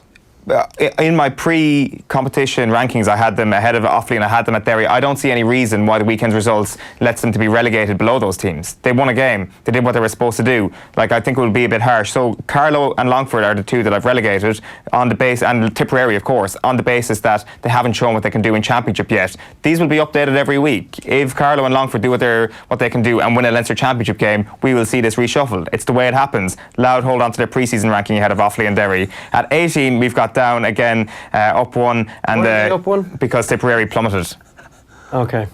Cork then a non-mover at 17. Down did nothing. They didn't have to do anything basically. Derry went up even though they lost the game as well. It's hard to keep track of some of this. Derry improving because they lost well. Yeah, well, they lost to the last year's All-Ireland finalists. Ger, how much did you tip Tyrone to beat Derry by last week? More than 7 points. 20 points, I think. Lost by 6. You could have won by 20, I think, was your exact phrase. You cannot argue with them moving Derry up on the rankings on the basis of last Sunday. Well, I mean, let's wait. It was their best performance in the Ulster Championship against a Division 1 team probably for 5 years. They were leading with 10 minutes to go by a point. Yeah, even less. And they had a couple of goal chances that they didn't take. I'm not going to argue with you on that one, Owen. That's a good call. Against an All-Ireland finalists. Then into part 3, we've got Clare down 1, just absolutely snuck past Waterford. That's the reason for that. Westmeath then up 1, flipping again. Westmeath, if they put in a worse performance than Clare, would probably be down. Laois, non-mover, haven't played yet. Kildare down 1, snuck past Wicklow. Poor enough performance from them. As we saw last summer, they tend to come into it as the ground gets harder again, but you suspect expected. This team just isn't good enough to put in a performance against the likes of Mayo. 12 then is Armagh. They replace Kildare in that position. Yet to play a big game against Down this weekend. At 11 we've got Cavan and non-mover. From here on out it actually kind of gets a bit boring. Meath then. Cavan will be top 10 this day next week. You think they're going to beat Monaghan? I think they have a very good chance. But it'll certainly bring them into that if they do that. At 10, I've moved Meath down. This is might be a bit controversial given they've actually won. But I think we convinced ourselves that they were going to hammer Offaly. That might say a bit more about Offaly than Meath. Time will tell. Meath's second win under McEntee in the Leinster Championship. Is that all? At 9 then, Fermanagh go into the top 10. This, like, I know people were saying that 10 was even too high for them before the season began. This is a very championship-weighted thing. Who would you rather back in a championship match this summer, Meath or Fermanagh, over the last couple of summers even? I'm giving the edge to Fermanagh here. Just about. I'm not backing Fermanagh against any team outside of Ulster. If Fermanagh and Meath met in Park Talchan this Saturday night, I'd be backing Meath every time. What about in Brewster Park? That would change it. Well, exactly. It's like you're giving the advantage, picking at a neutral venue, like, and at a neutral venue for me, it's just to come through in a close game. I think they would beat them well in Navan. I'm still unconvinced because of what happened for Fermanagh outside of Ulster last year. Like, you know, and also within Ulster, they got an awful shellacking in the Ulster final against Donegal. Doesn't say much about Monaghan, does it? That was an outlier. Exactly. That was a freak occurrence. Well, like, I think you can only deal with so many occurrences in Championship. So ultimately, the freak occurrences have to come into it in some part. Like, there are freak occurrences in the Premier League and they get weighted less because you play for 38 times. You only play 4 games in the summer. The freak occurrences, unfortunately, when it comes to things like this, are an important part of the discourse. And I've factored them into this. So call me a freak for including freak occurrences into this, but I've included them. There are a number of teams way down your rankings that if they played Fermanagh at home in the Championship tomorrow, I would back them to beat Fermanagh. All the way down. Limerick being one of them, Tipperary probably, Clare, Kildare, Armagh. I would probably throw Laois in there as well. If Armagh Laois would beat Fermanagh at home if they played tomorrow in the Championship. I definitely think they would in Port Laois, yeah. If Armagh played them in the qualifiers, I'd give them a chance. If Armagh played them in the Ulster Championship, I'd be like, well, I'm just not sure. Now, I know people point at Fermanagh, well, look, they were very high finishers in Division 2 this year, so they're clearly ranked in at the very least the top 12 as regards Alliance League football. But there are a number of teams there that I would back to beat Fermanagh if they play them at home in a qualifier. At number 8, we've got Roscommon. They hammered Leitrim at the weekend. It's just tough to break into the top 7 at the moment because Donegal, we still have them there at 7. At Galway then, I just moved them down to 6 after that performance against London. Very unconvincing, and just bumped Monaghan back up 1. Like, this is Championship weighted. This is last year's Championship weighted. Who put in the better semi-final performance last year in the All-Ireland series? Granted, against far inferior. Ruislip suddenly is like so important that Fortress Ruislip. Yeah, you know, it just made me reevaluate who's a better team, Galway or Monaghan. James Horan needed extra time in Ruislip in his first season to win a game. Yeah, and how did they get on that season? They got to the All-Ireland semi-final. Good point. How did they get on that All-Ireland semi-final? They won Connacht every year. They were beaten by Kerry, but they were competitive, and it was Horan's first game in charge. I'm not sure how competitive that game actually was. I think the Horan the All-Ireland champions in the quarterfinals. The first Horan era was a huge success, but was the first Horan season a huge success? From where they were, it was. Yeah, they got knocked out the previous year by Longford or Leitrim in the qualifiers. Yeah, but that doesn't mean massive step forward. That doesn't mean that they were the top 2 team that Horan took them to be immediately. I've forgotten what we were arguing about there. Ruislip. Oh yes, overreacting to Ruislip. It's not an overreaction. They've moved down 1 place. Yeah, they've moved out of the top 5. You're putting Monaghan, who you think are going to get beaten by Cavan next week ahead of them. Snow Globe. Yeah. I'm calling Snow Globe. Tyrone 4, Kerry 3, Mayo 2, Dublin at 1. Right. Good job, Owen. Thank you for patronising it. No, it's a good job. You got to defend it's a sticky wicket you're on. No, it's okay. Snow Globe is back. Probably never. No. It's a fixture now all season. There is no way you can come in here any Wednesday. This is always done on a Wednesday. I watch it every morning, of course. But you'll never please everybody. This is a thankless job you've been asked to do throughout the Championship. I admire you. Thank you, Dave. Cavan Monaghan is in Kingspan Breffni, 7 o'clock on Saturday night, live on Sky Sports. Dave McIntyre calling the plays. The Connacht Senior Football Championship semi-final is getting real. Sligo against Galway, Markovich Park. 3:30 on Sunday, and Down against Armagh in Park Eshler. That's the deferred coverage on telly. Is the Ulster quarter-final also on Sunday. And what's Tommy typing out? 2 versus 6. What's that? You can just say it in my ear if you want, Tommy. Anyway. Oh, in terms of the numbers, 11 versus 5, Cavan versus Monaghan. Sligo versus Galway is 28 versus 6 in the power rankings. And Down versus Armagh is Gelatinous Kloop number in the middle versus Gelatinous Kloop number slightly higher. Yeah.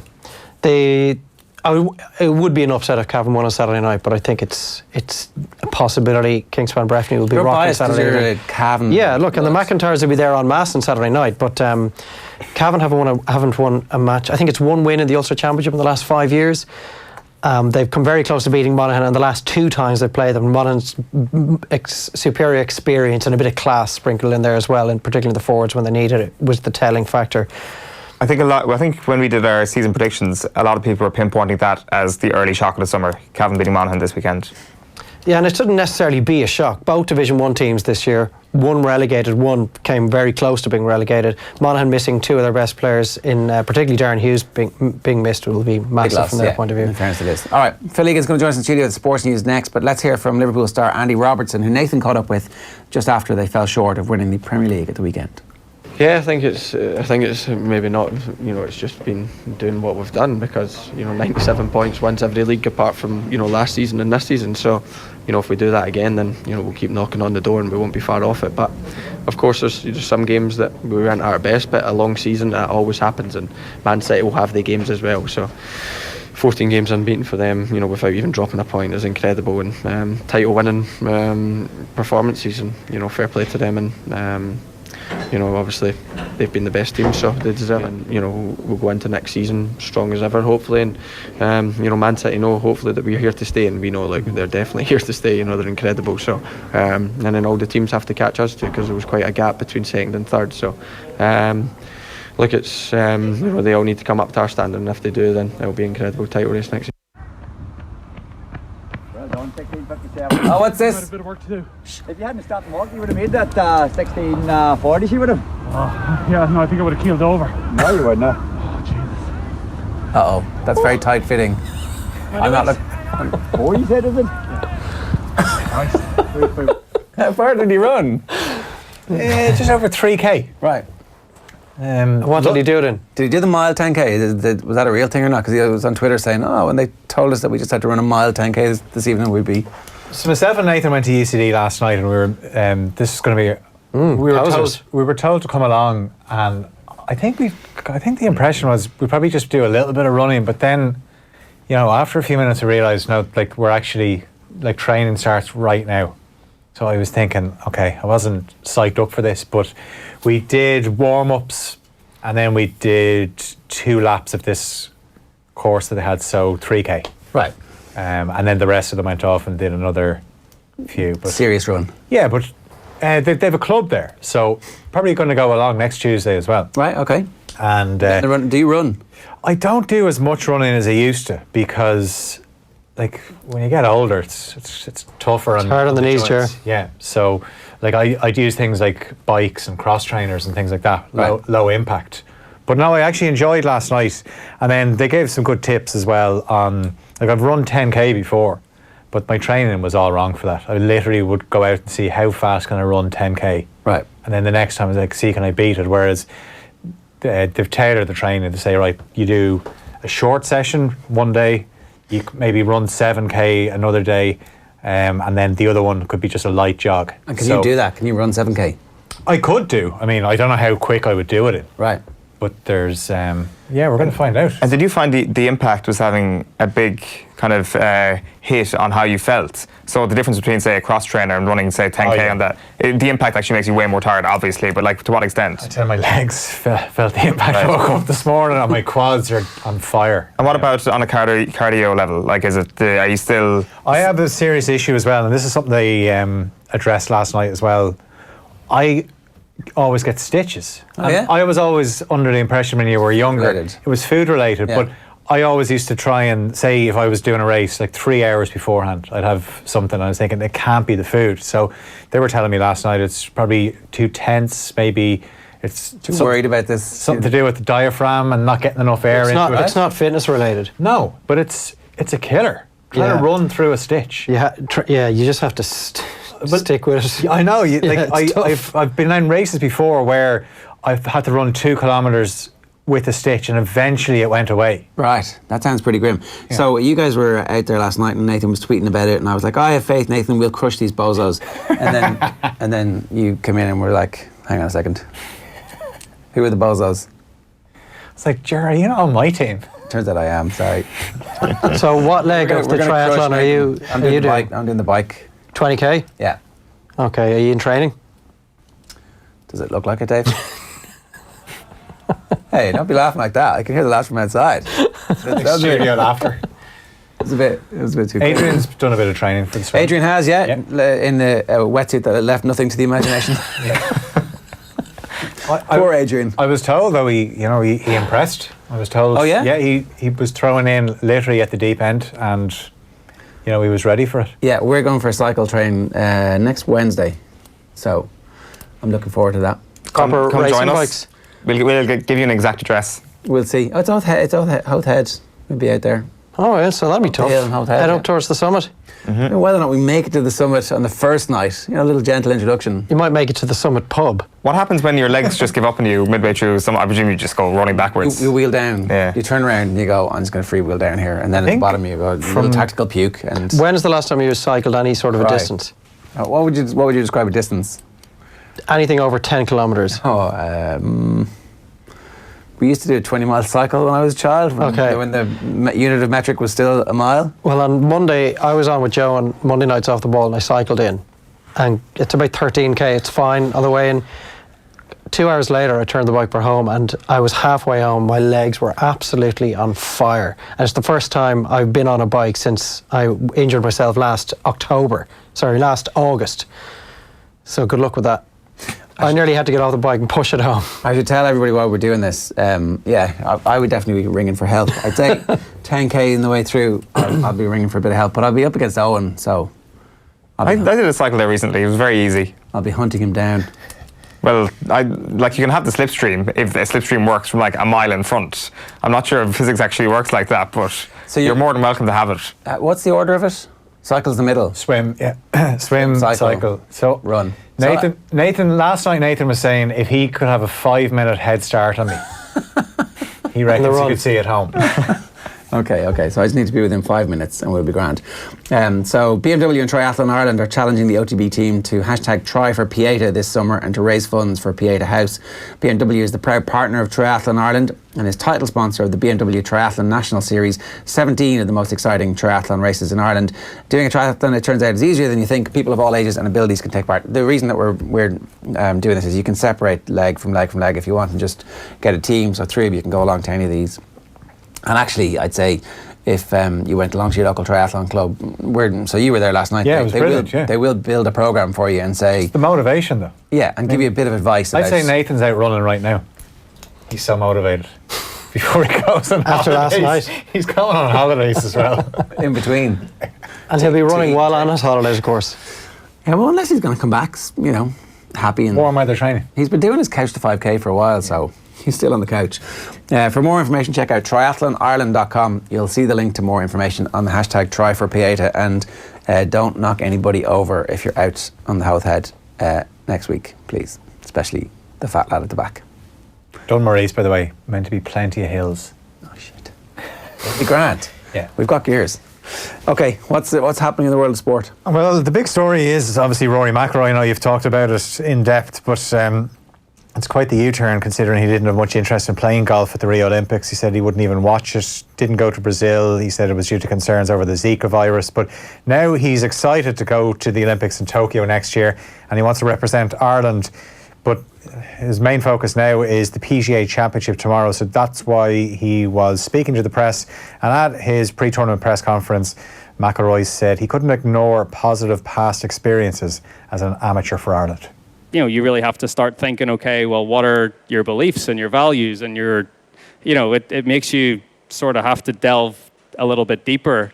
It's not just a superficial decision. It's something that you have to really believe in. And I've thought about that for a long time. And in the end, it was the fact that when I was a little boy and I got that first call up to the national squad to go down to City West and be a part of the youth system or the boys or the whatever, and making that team and playing in home internationals, and I was so proud to do that.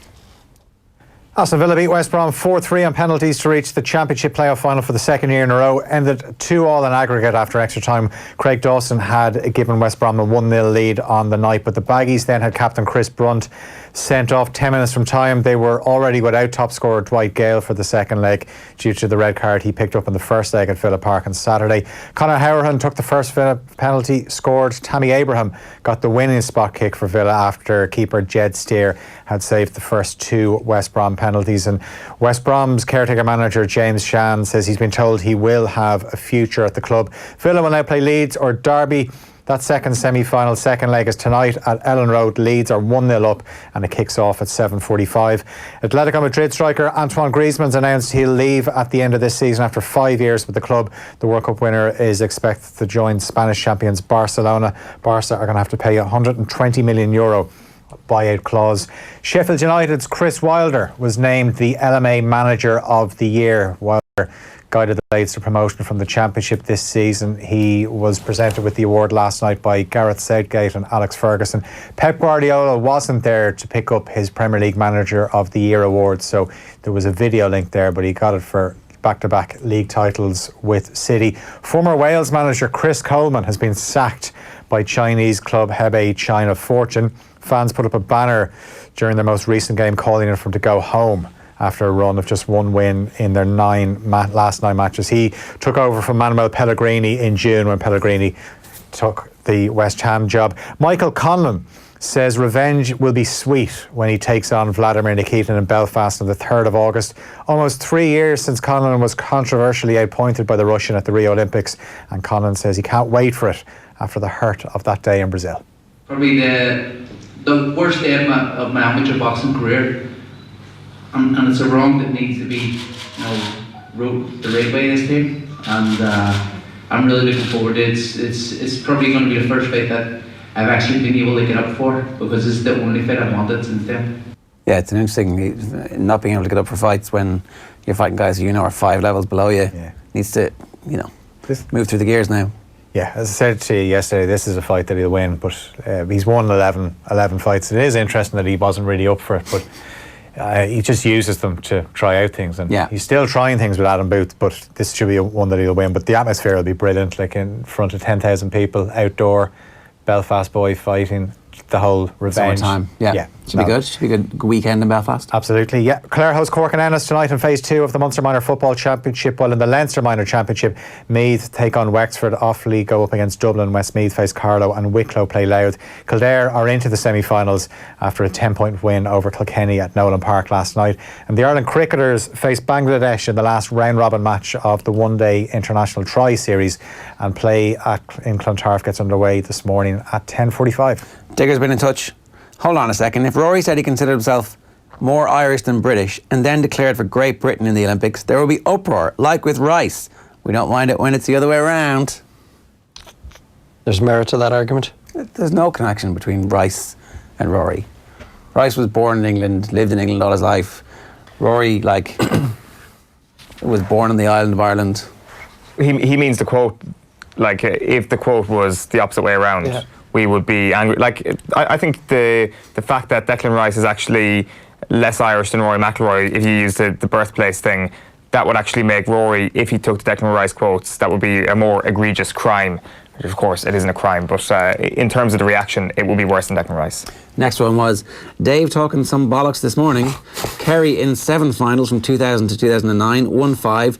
Tyrone won 3 and never got to other finals the other years. They used to disappear the year after, unless consistency means nothing to Dave. If it wasn't Tyrone that Kerry were consistently been beaten by, that's where the consistency comes in for me. If they'd even beaten Tyrone once, there'd be no debate. But Tyrone beat Kerry every time they played them. And I don't want any Kerry person to throw in the qualifier that they won in 2012. Yeah, different decade anyway, Dave. Yeah, so look, I will never be convinced that Tyrone are not the team of that decade. They were the team of the decade, we know that. Come here. It's actually hilarious that your belief is that strong in something that's just wrong. Well, it's just he's patently wrong. He's 100% It's right. just patently incorrect. We'll see what Kieran Donnelly has to say. Quickly, Game of Thrones. Last night. You watched it last night, yeah. managed to avoid all the WhatsApp conversation around it. I had to unsubscribe from several groups with some of my oldest and dearest friends going, shut up. Spoiler alert coming. Go on. Absolutely loved it. Best episode of the new season. I don't know if there was an awful lot of rivalry for that particular gong. It has been good to this point, but it hasn't, outside of the battle in the last one, it hasn't, blown my mind. But there was a couple of amazing scenes last night. Absolutely loved the scrap between the two dudes towards the end. And I also was annoyed by one of the last scenes where can I say what I'm talking about? So, we have given a spoiler. So Cersei and Jamie are, embracing beneath the rubble towards the end, and I'm just looking at him, just going, "You're just such a loser, so pathetic." After all she has said and done, and all you now know, and the changes your character has supposedly gone through over the last 8 seasons, and here we are at the end, and you're still thinking she's great. Come on, man. I don't think that's pathetic. It is very pathetic. I don't think it's pathetic whatsoever. That's our Uber right there. He actually wasn't the first person to... Hey, somebody else. Our trainer got it. That's our Uber right there. Very good. Very good, in fairness. So there you go. So you're a fan of that episode? Yeah, hugely. Loved it. Can't wait for the last one. The Andy Lee podcast available now, Off the Wall, iTunes, Spotify, youtube.com/Off the Ball. His take... kind of a little bit similar to Dave's, but big differences all the same. What's our final piece today? Diarmuid Lyng, I think you have the mention there for the retreat coming up this summer. He talks here about his love for the language of Irish, the love of the outdoors, and how the GAA can get involved in terms of the ecological problems going on in Ireland at the moment. All right, I'm delighted to say that Diarmuid Lyng is back in an Off the Ball studio. You're welcome back, Diarmuid. Yeah, thanks very much, Owen. It's good to be here. We're here to talk about the Wild Irish Retreat. For anybody who hasn't heard of this, what is the Wild Irish Retreat? I suppose the one probably most relevant to Off the Ball is, well, there's 3 different retreats, and it's a kind of a rewilding Oscailge. I think I'm as good a representation as I have been for a while on rewilding, late night and early morning. But it's, I suppose with the retreat, it's... from my experience here, even of moving from the city out and feeling that I needed to probably connect into something in myself that was a little bit stronger than what I was working off from here. I found the potential and the possibility in Dublin was always fantastic, and the people, and there was just... But I found I was always busy and never kind of had time to... I was always going somewhere onto something else, and so... I remember in the move that I made west, I kind of wanted to spend a little bit more time in open space and in wilder spaces to see why I was maybe chasing that busyness, or why I was looking for that, and what was beyond it. And yeah, I found a great strength in it. I found a great value in it. The more I went into it, and the more, eating wild food, out swimming in the sea in the middle of winter, and climbing mountains, and just out in nature more often than not. And I met a fantastic woman down there, and I didn't expect that, definitely. I expected that to happen, if anywhere, in Dublin. But what I expected was to be in. But she said to me, no, a house is just shelter for when the weather is bad or whatever. We're out other than that. Always out doing whatever you want to be doing outside. And so that was a whole other... I had never thought of that. I grew up in Wexfordtown, and we were, you'd be going to things, obviously, outside. But this idea of being outside almost all of the time was totally not really foreign to me.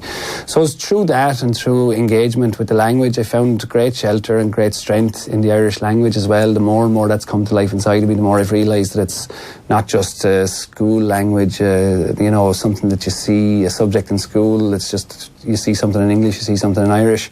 That the Irish language is actually a way of seeing the world that's different to English, that allows you to see the world in a different way. And I find in a very relevant way to the current ecological kind of crisis that we're faced in some way. The Irish language has a great understanding of the rhythms of nature. Not that English doesn't have it, but I think it's native to us in a way that makes sense to us, you know. How so? Is that like the way it sounds, the sort of lilt of the Irish language, or how does that manifest itself? I think maybe in some senses in the poetic, onomatopoeic nature of it in one way, but I think also in the words. I just went to see Manacon McGann's show, Aran Agasim, and he takes you through a list of different words and the kind of the movement that's behind them, like the measurement of things and the explanation on things are carried in the use of a natural movement of a weather pattern. Or I remember coming across a word a couple of years ago, and it was actually the explanation of the word that blew me away, and it was the description of a bad pint, and it was a raindrop that comes down through a thatched roof and rolls down the side of the wall, and that you would collect that and drink it. That's how bad the end of the pint was. And I thought, and it tells its own story. I can't remember the word, but I thought that they'd have a word for that, that it would be that kind of a description. So a word that just impacts you move from word to word very quickly, but a word like that has such gravity to it. It has a whole story behind it and a whole imagery behind it, and that's just one word. And if you have that in a kind of list of sentences, all of a sudden there's a greater energy in it, you know. Yeah. And I mean, it makes perfect sense anyway. The whole idea of stripping us of our language in the first place was to weaken us. And I mean, to me, the ultimate revolutionary act in the country at the moment would be to take it back, because I think it's to strengthen us. And that was definitely my experience. I feel like my life is enriched immeasurably from going back into the Irish language. It may be just my own experience, but I get we've run a couple of these retreats now, and there was a particular bit of feedback that I was interested in, because if I have this opinion, you have to be able to back it up with somebody who experiences the retreat and says, hang on there now, like you can't go around making those claims if it's not accurate, you know. But there was one of the girls on the retreat last year, Sinead, and I chatted to her up in Dublin here afterwards. I just happened to meet her, and I was asking her, like, you know, I wanted to really, like, how was it? Was it of value to you? And she said she ended up doing a TV interview for work the following week, and she's never done one before, but she said during the interview she just felt this surge of strength, and she just said, I really feel like I found that down in West Kerry, you know. So Dúisig de Gochas, we call it, which is to awaken your heritage, and this idea of letting your heritage flow through you, letting your culture flow through you a little bit more, is a possibility that I think we're sitting on, that we're not maybe tuning into as much, because or maybe I don't know. I won't follow that one too far. Well, it's up on screen at the moment, the poster for that, and there's one at the start of June, the 14th to the 16th, but the 28th, 29th and 30th as well is one as well, and they're all in West Kerry, Diarmuid, are they? They're all overlooking County Bale, just off the back of Ballyferrer, and it's a place where I lived for a couple of years and collected wild food, went down at low tide to collect the seaweed, and played hurling on the beaches and swam and climbed the cliffs for sunsets, looking over the Blaskets, and so I know the terrain so well, and you just want to kind of share it with everybody because it's so magical, you know. But we tried to do it on the Blaskets the first year. I'd spent a bit of time on the Blaskets, and the weather intervened, thankfully, because we just wouldn't have had the ability to have a yoke. There's no flat land on the Blaskets, like, so it would have been an absolute nightmare. But it's worked. It's worked. We've been delighted. The first year was a little bit chaotic because we didn't really know what we were getting ourselves into. But the second time now, it was really powerful. And we run a ritual as well. And I know that word has connotations, and I don't want to attend to them too much, but a sweat lodge that we build, and so that'll be part of it as well. You put sally rods, and you make a bender and put blankets and sheets and stuff over it, and hot stones in the middle, and it's like this outdoor kind of wild sauna, and it's a kind of an old cleansing ritual of Celtic Ireland. Right. So it's out of my comfort zone in many respects as well. Like, you know, I don't come from that type of life, but I see definitely. I see the benefits of it. Yeah, it's very interesting. Like, what do you think it was? You kind of touched on it already. The impact that going and experiencing more of the outdoors had on your love for Irish. Those two things, as you said, are linked. But what do you think it is specifically? Yeah, they are intertwined. All right.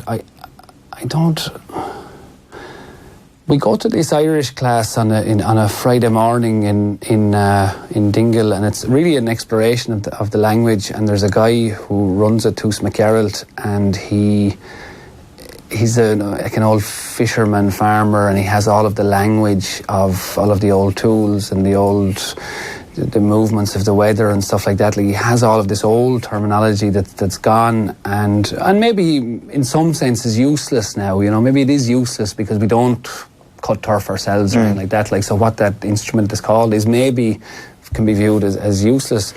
But I found that I had to put a language on what I was experiencing, and the language that came most naturally to that was it came through Irish. Now, I don't know, like, I mean, talking about meeting the woman that I met down there, like, I can remember, it happened to me too, definitely, where I had just met somebody and sent a text, and maybe half an hour later you're thinking, oh geez, what did I actually say in the text? I'll be reading back over it, and it was all in Irish. Like, right. This whole courtship was in Irish, and I remember reading back over it, and I was like, geez, I'm a poet. Like, this is magical, and I'm not, like, but did she think you were a poet? She thought I was. She was convinced of it. I had to tell her eventually.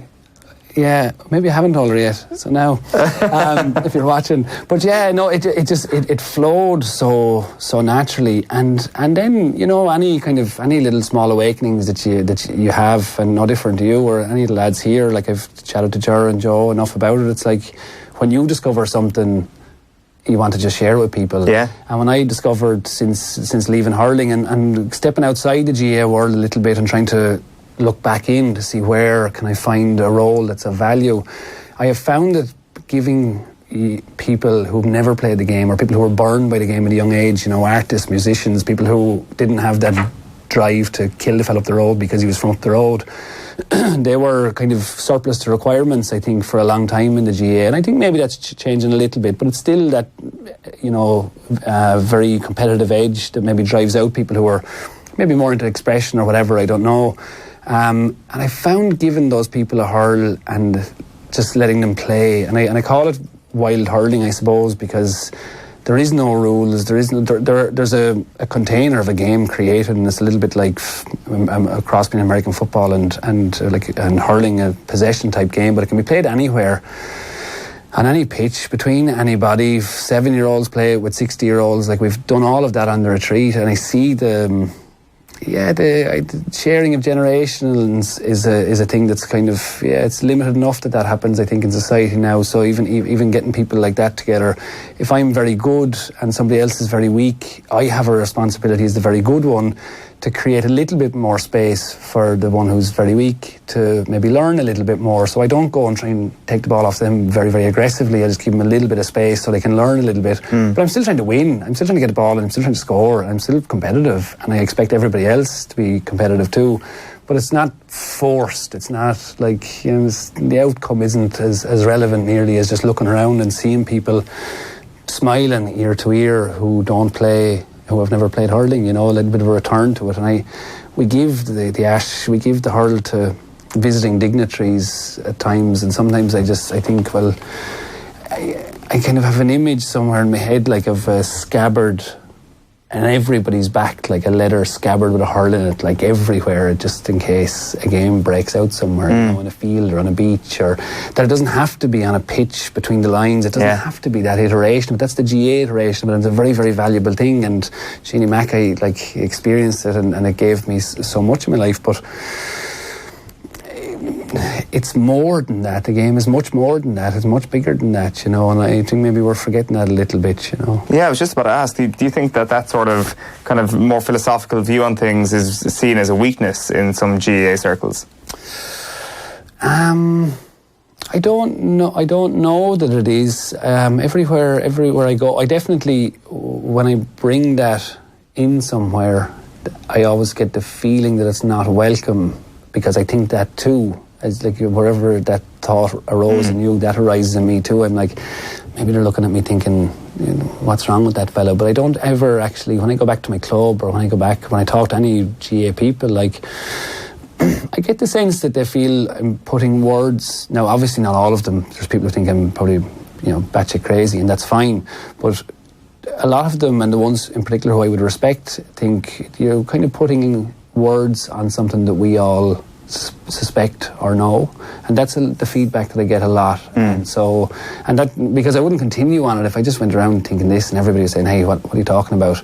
You wouldn't keep saying it. You'd look for where else you can add value. Like, I'm looking for my purpose in the world every bit as much as anybody else, and when I feel like I've landed on it, I follow it with everything I have until there's enough feedback to say that's not the way to go, and then you look again, So I think there are possibilities in the GAA. Like, I'm interested in what the social power of the GAA players, GAA clubs is. We do tremendous. It obviously serves communities around the country tremendously, but I think sometimes the idea of community can be a little bit narrow. The GAA community is what it is, maybe more than the greater community, and I think we need to start, if we're going to probably combine and combat, like I don't really think that electric cars and carbon trading and carbon sinks are going to solve the ecological crisis that we're facing ahead of us. I think it's in organisations like the GAA reaching out, combining more to see what strengths do we have that offer healing, that offer solutions to some of our most pressing problems. So I'm interested in those bridges between not even organisations but people, like, because the GAA people are a certain people, hurling people within the GAA people are a certain people. So it's just, what are the bridges and how can we cross them maybe a little bit more, Well, like, I do want to get into the hurling on the pitch, but like, that's a very interesting point you've raised there, the bridge between the GAA and some of those crises, especially ecological crises. What is that bridge? How is that seen in say 5 or 10 years' time? Yeah, it's great. It's a lovely question, because I feel I think that you're going to meet, there's going to be answers to these questions naturally. This is, like, I was facilitating for a while, and I would go in and you'd have everything controlled, and this is, okay, after half an hour we'll be here, and an hour we'll be here, and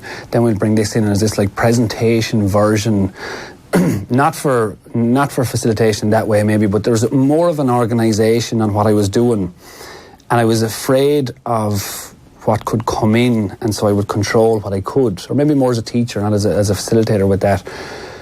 And I find now that it's actually, I'm controlling a little small bit and I'm leaving a big space so stuff can come in. And I find in answer to the question, that something like the ash dieback disease, which is a serious threat to the ash trees of Ireland, is probably going to wipe out maybe 99% of our ash trees, which is a significant amount, seeing as we have so many. And I wonder, do we have, like, you often hear people now, it's quite a common thing to be critical of the win-at-all-cost culture, but sometimes I wonder about where's the solutions often take place, I think, within the same culture, and sometimes I think by looking outside, there's some natural answers waiting for us if we just could be silent enough to listen to them. And I think the ash dieback disease actually represents that possibility, because when the GAA is moving more and more, I think, as it seems at the top level at least, towards a more corporate version of the game, following a few years behind rugby, following a few years behind soccer, following a few years behind American sport, I think, in that trajectory. I think that we have a possibility through the ash dieback to actually reroute. Like, do we have a responsibility to the ash tree that has given us this possibility to play this game? Like, do we sincerely have a responsibility to it? And I believe that we do. And I think that we will, if the case may be that it would be a value to plant 200,000 or 500,000 ash trees, and there was an army of planters needed, and we've got a full army, and 100 years ago we needed a military army, but now we don't need a military army, we need a different type of army, and we have that in the GAA. And if that's what the ash tree needs, are we willing to come together as a community and as a club, take responsibility for the ash tree, plant those trees in the hope that we find more resistant strains for the ash tree to survive. And in that very action, there's that action towards the ash tree, but in that very action there is a rerouting in something that's bigger than the game, and it's bigger than just us as people. It's like we're taking care again of this world around us, and in doing that, the disease is giving us, the disease is the medicine, the disease is giving us the opportunity to actually look outside of our little small human world and reconnect with the greater world that I believe has maybe more answers for us than we realise. And I've certainly found that in my life, I found an awful lot by looking outside than maybe that pursuit of from within the community. You know, I don't think capital has the power to solve these issues. You know, I just don't. But with an all cost mentality, the say no to complacency sort of attitude probably does. And like, I think that's a very, very interesting point that you raised, that the attitude is there. If you channel it into other things, you can. It's undoubtedly there. Yeah, it's undoubtedly there. I know it's going off on a little bit of a but I think these are. It's a value to, and I think it's a value. I hope so. Anyway. Hugely, it absolutely is. We should talk a little bit about the hurling and absolutely. In a strange way, the man who's been spoken about more than anybody else is not a hurling superstar this week. It's Greg Kennedy, the Dublin selector, who came onto the pitch and caught that ball against Kilkenny in Nolan Park on Saturday night. What did he make of this? I mean, the minute it happened, I'd say in the second replay from behind, I would have taken Donald Cusack's line on it. Like, some people said instinctively he put up his hand to catch it, and in some senses he did do that instinctively, but he ran over and marked him. Like, he saw what was happening, ran over and marked him, and then when the ball came over, he caught it. And it was a great little passage of play, and somebody said from my home club, said Dublin really came out of the game after Greg Kennedy went off, or they really fell out of the game after Greg Kennedy went off, and it was like, I don't think it can happen really, and I'm not a big kind of rules person. I think that, you know, everything should be enforced in a certain way, but he's stepping in onto the field, and that's fine. There's probably space for that, definitely, because messages have to be gotten across and stuff like that, but he took the referee's job into his hands, basically. He said this free shouldn't take place. Now, he did it when the game wasn't in play, and for that reason it wasn't as serious as if it was in play, but at the same time he did the referee's job. He said, no, you can't take that free yet, so bring it back and take it again, and that's not Greg Kennedy's role. No. So from that point of view, and it's interesting because they were saying I think maybe on just live in the game how much Kilkenny came into it afterwards. Yeah. And I remember playing against Galway in 2007 in the league quarter final, and I went in on maybe one of the burks. I went to try and burst one of them by the shoulder, and I was never very good at doing that anyway, and I missed him. And I went in, didn't I go in only to Sean Tracy on the far side, who's a giant of a man, and I kind of just kept going because I couldn't stop, you know. I was on the sideline and I bursted into him.